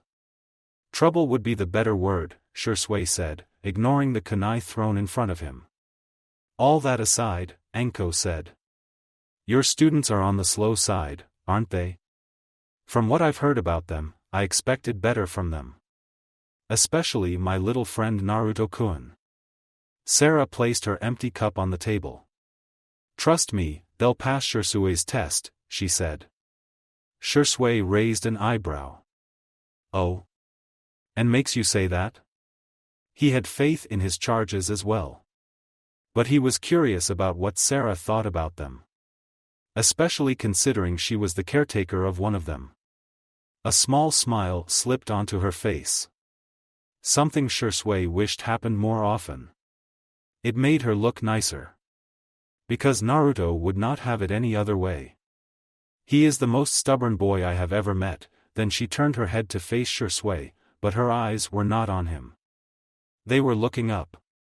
Besides, they are not as slow as Anko thinks they are. Shisui followed Sarah's line of sight, already knowing what he would find. On the rooftop of the building across the street, Shisui saw his 3 students glaring down at him. It was even impressive that Naruto could make it look like his eyes were glaring. If looks could kill, taking Naruto's Fudogen into account, that was a very real possibility, then Shisui would be a pile of ashes right now. Shisui smiled and waved up at his students. "Hey guys," he said, acting like he hadn't led them on a wild goose chase through the village. "How are you doing?" The three genin continued to glare at him. Shisui chuckled, feeling a sudden sense of foreboding. "We found you, Shisui," Sasuke said. "Do we pass your test?" Shisui must on the question for a moment. He did say all they had to do was find him before the sunset, and they had done just that. By the looks of it, they had done it through a team effort. So, he should say yes. But at the same time he had spent the whole day at this tea shop doing nothing. While it was nice talking to Sarah and her friends, he was like Enko and felt bored. So, he decided to have some fun. Without making a hand sign, Shisui vanished in a shunshin and reappeared on the tea shop's rooftop. "If you want the answer to that, you'll have to catch me first," then he speeds off across the rooftops of Konoha. Just slow enough for his students to track him. Shisui took a second to glance back to see his students in rapid pursuit of him. Good, their speed was already good. However, he already saw areas where they could improve when chasing a target. In the corner of his eye, he saw a flash of blue and quickly shifted his position in the air. A bolt of blue light went through the air and past him, hitting a rooftop. He landed on that rooftop and inspected the burn mark left behind by the bolt. It was a light burn mark, something that a light scrubbing and wipe wouldn't solve. So, he didn't have to worry about property damage during his test. Or serious injury. He turned around and saw his students land on the rooftop across from him. Again, they didn't look too happy to see him. "You said we would pass if we found you," Naruto said, pointing an accusatory finger at him. Shisui shrugged. "Maybe I did," he said. "Now I want you to catch me." His students frowned. "That's not fair," Sasuke said. "You should have passed us." Shisui gave his cousin a coy smile. Whoever said the life of Shinobi was fair, a true enough fact. It was a lesson that he wanted the three to learn quickly. Life wasn't fair, especially the life of a shinobi. In response, Sasuke threw a kunai at Shisui. Aimed right at his head. Shisui grabbed the thing just as it would have entered his skull. Then quickly spun around to grab the Naruto shadow clone that thought it was sneaking up on him. The clone yelped as it was grabbed and whirled around in the air. A second later, Shisui plunged his newly acquired kunai into the base of the clone's skull. It vanished in a puff of smoke. Even as the smoke disappeared, Shisui remained in motion. He dodged 2 bolts of chakra, while pocketing his newest kunai. Looking around, he saw several pairs of eyes swarming around the air. More bolts of blue light were fired at the older shinobi, forcing him to dodge. His students were not idle as he danced around the bolts of chakra. Hinata and Sasuke both jumped at him. They were fast that much Shisui would hand to them. An ordinary human would have seen a pair of blurs coming at them. However, Shisui was a veteran shinobi, and even without his Sharingan, the two were as slow as snails to him. He let the two get within centimeters of him, letting them outstretch their hands to grab him. He shifts around ever so slightly at the last moment so that from an outside perspective, it looks like they missed on purpose. Surprise was etched on their faces as they went past him. Without stopping, the Hyuga and Uchiha pair turned around and came at him again. Again, like last time, Shisui let them get close before he moved out the way, allowing them to fly past him by centimeters. Once more, the pair shifted their momentum back at him. But this time, they shifted their stances. Instead of trying to grab him, Sasuke threw out a palm strike at Shisui. Hinata did the same, aiming for his arm. The tips of her fingers glowed with chakra. So, they're engaging me in taijutsu now, Shisui thought to himself. Alight, I'll humor them. Let's see what they got. Shisui parried Hinata's attack and blocked Sasuke's. The two didn't stop as they sent out more palm strikes or tried to grab him. Every time Shisui would dodge, parry, or block with ease. Again, Shisui noted that his students were very good for their age. Sasuke was quick and precise, while Hinata's form was almost perfect. They were definitely better than most genin coming out from the academy, and that included clan-trained students. But Shisui could see areas where the two needed to improve. Sasuke's speed was good, but his precision needed to be worked on, and he needed to put more power into his strikes. Otherwise, they wouldn't do any good if they managed to land. Hinata likewise had good form and decent power behind her palm strikes. But Shisui felt her form was too rigid, which made her predictable. She needed to be more fluid in her movements. Both of his students were good, but as they were now, Shisui did not feel comfortable taking them outside the village for missions. That was his assignment for Hinata and Sasuke. Now, what about you? He turned an eye to Naruto, seeing the boy standing on the rooftop across from them. He hadn't seen much of the boy in action so far. Shisui knew about Naruto's Fudogen and that he knew the Shadow Clone Jutsu, as he demonstrated earlier. He wondered what else the boy had up his sleeve and briefly wondered what the blinded folded genin was doing. He got his answer when he moved his head aside to avoid a bolt of chakra from hitting him. And then another, aimed at his back. A third and fourth came at him. At the same time, Sasuke and Hinata pressed their attack on Shisui. Support, Shisui thought. Didn't think Naruto had it in him. He seems more like the type to wade into the thick of things instead of hanging back. Shisui had to admit he was impressed. While Naruto was hanging back, taking shots at him from a distance, Hinata and Sasuke closed in, giving Shisui little room to work with.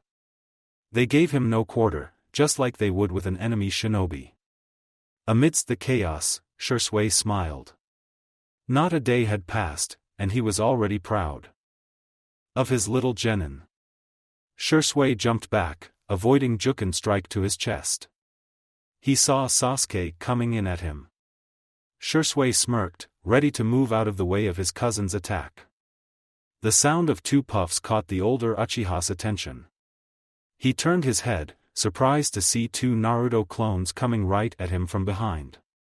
In front of him, Hinata also jumped at him. Hinata and Sasuke from the front and a pair of Naruto clones from behind. On both sides, the real Naruto had his eyes positioned to stop him. Already in motion, Shisui knew he was trapped. If only there was a way he could escape, like vanishing into thin air. Shisui smirked and shined out of his predicament.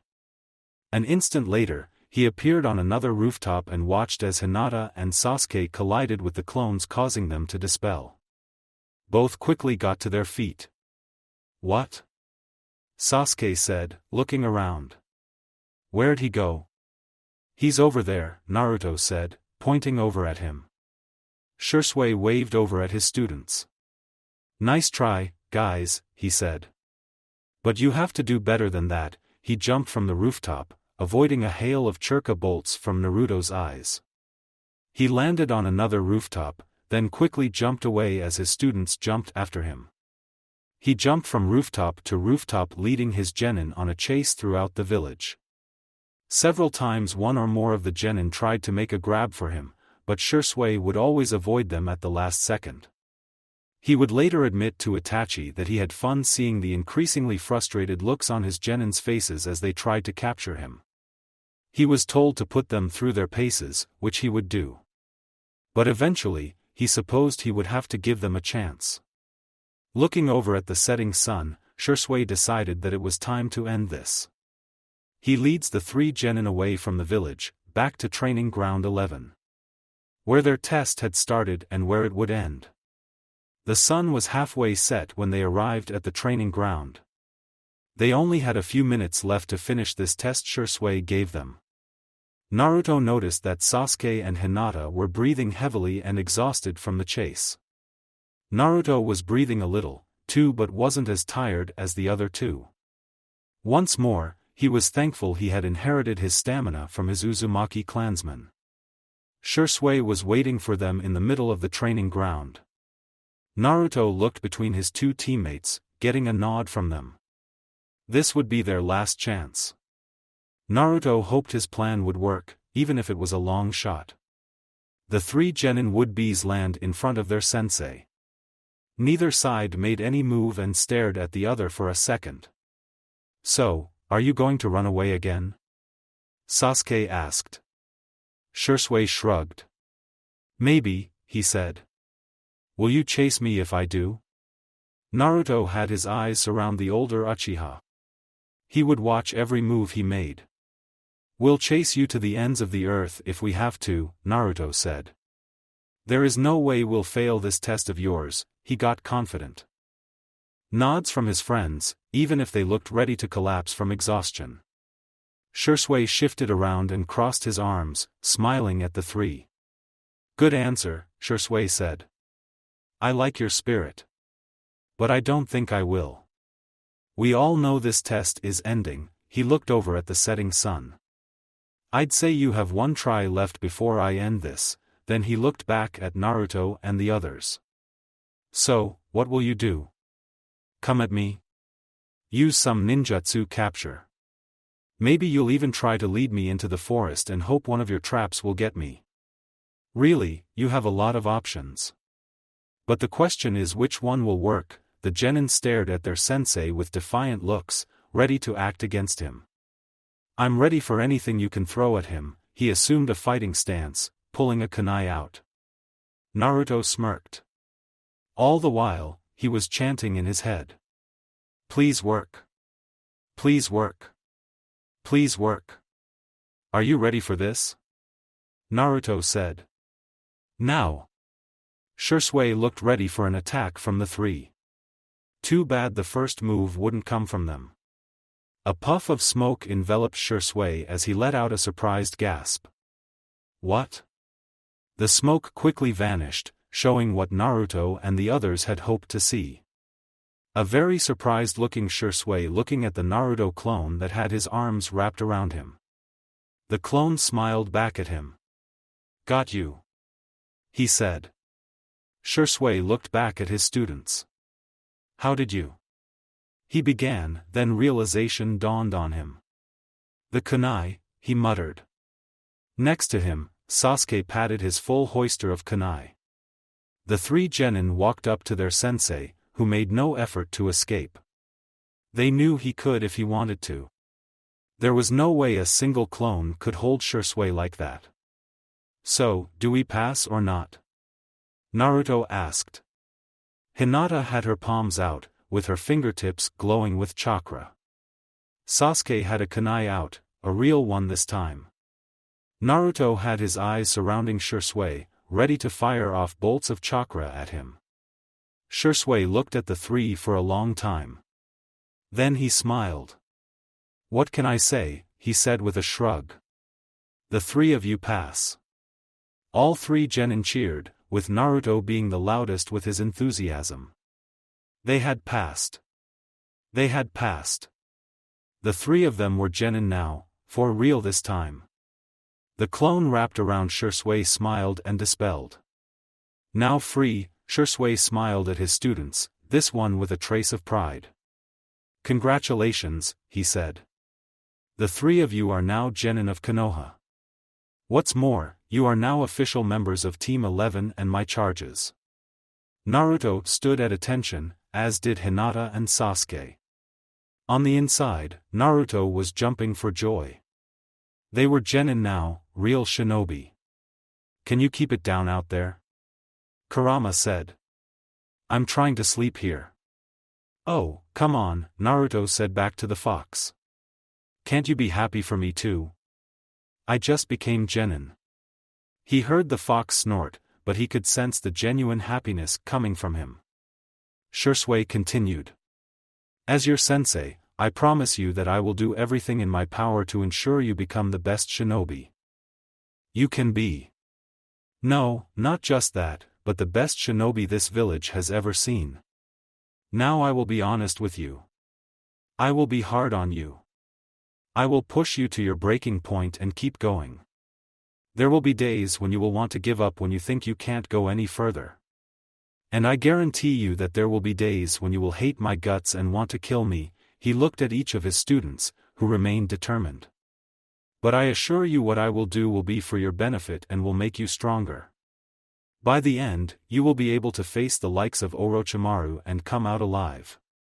Don't think for a moment that I will go easy on you just because you're my students or that one of you is my cousin. Because I won't.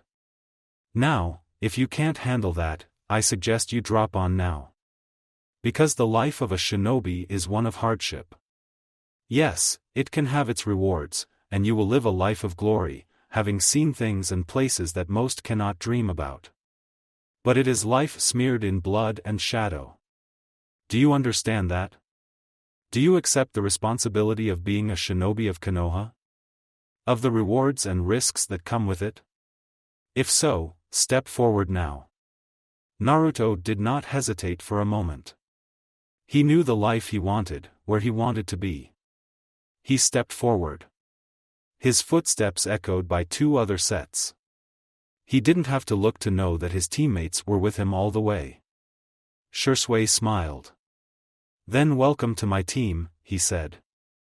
"Tomorrow, I will give you a day to rest. But the day after that, your training begins.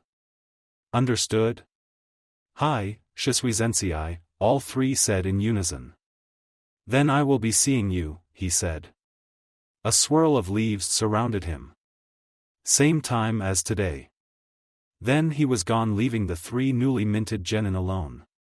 The 3 looked at each other, not really saying anything, but conveying the same message and celebrating the fact.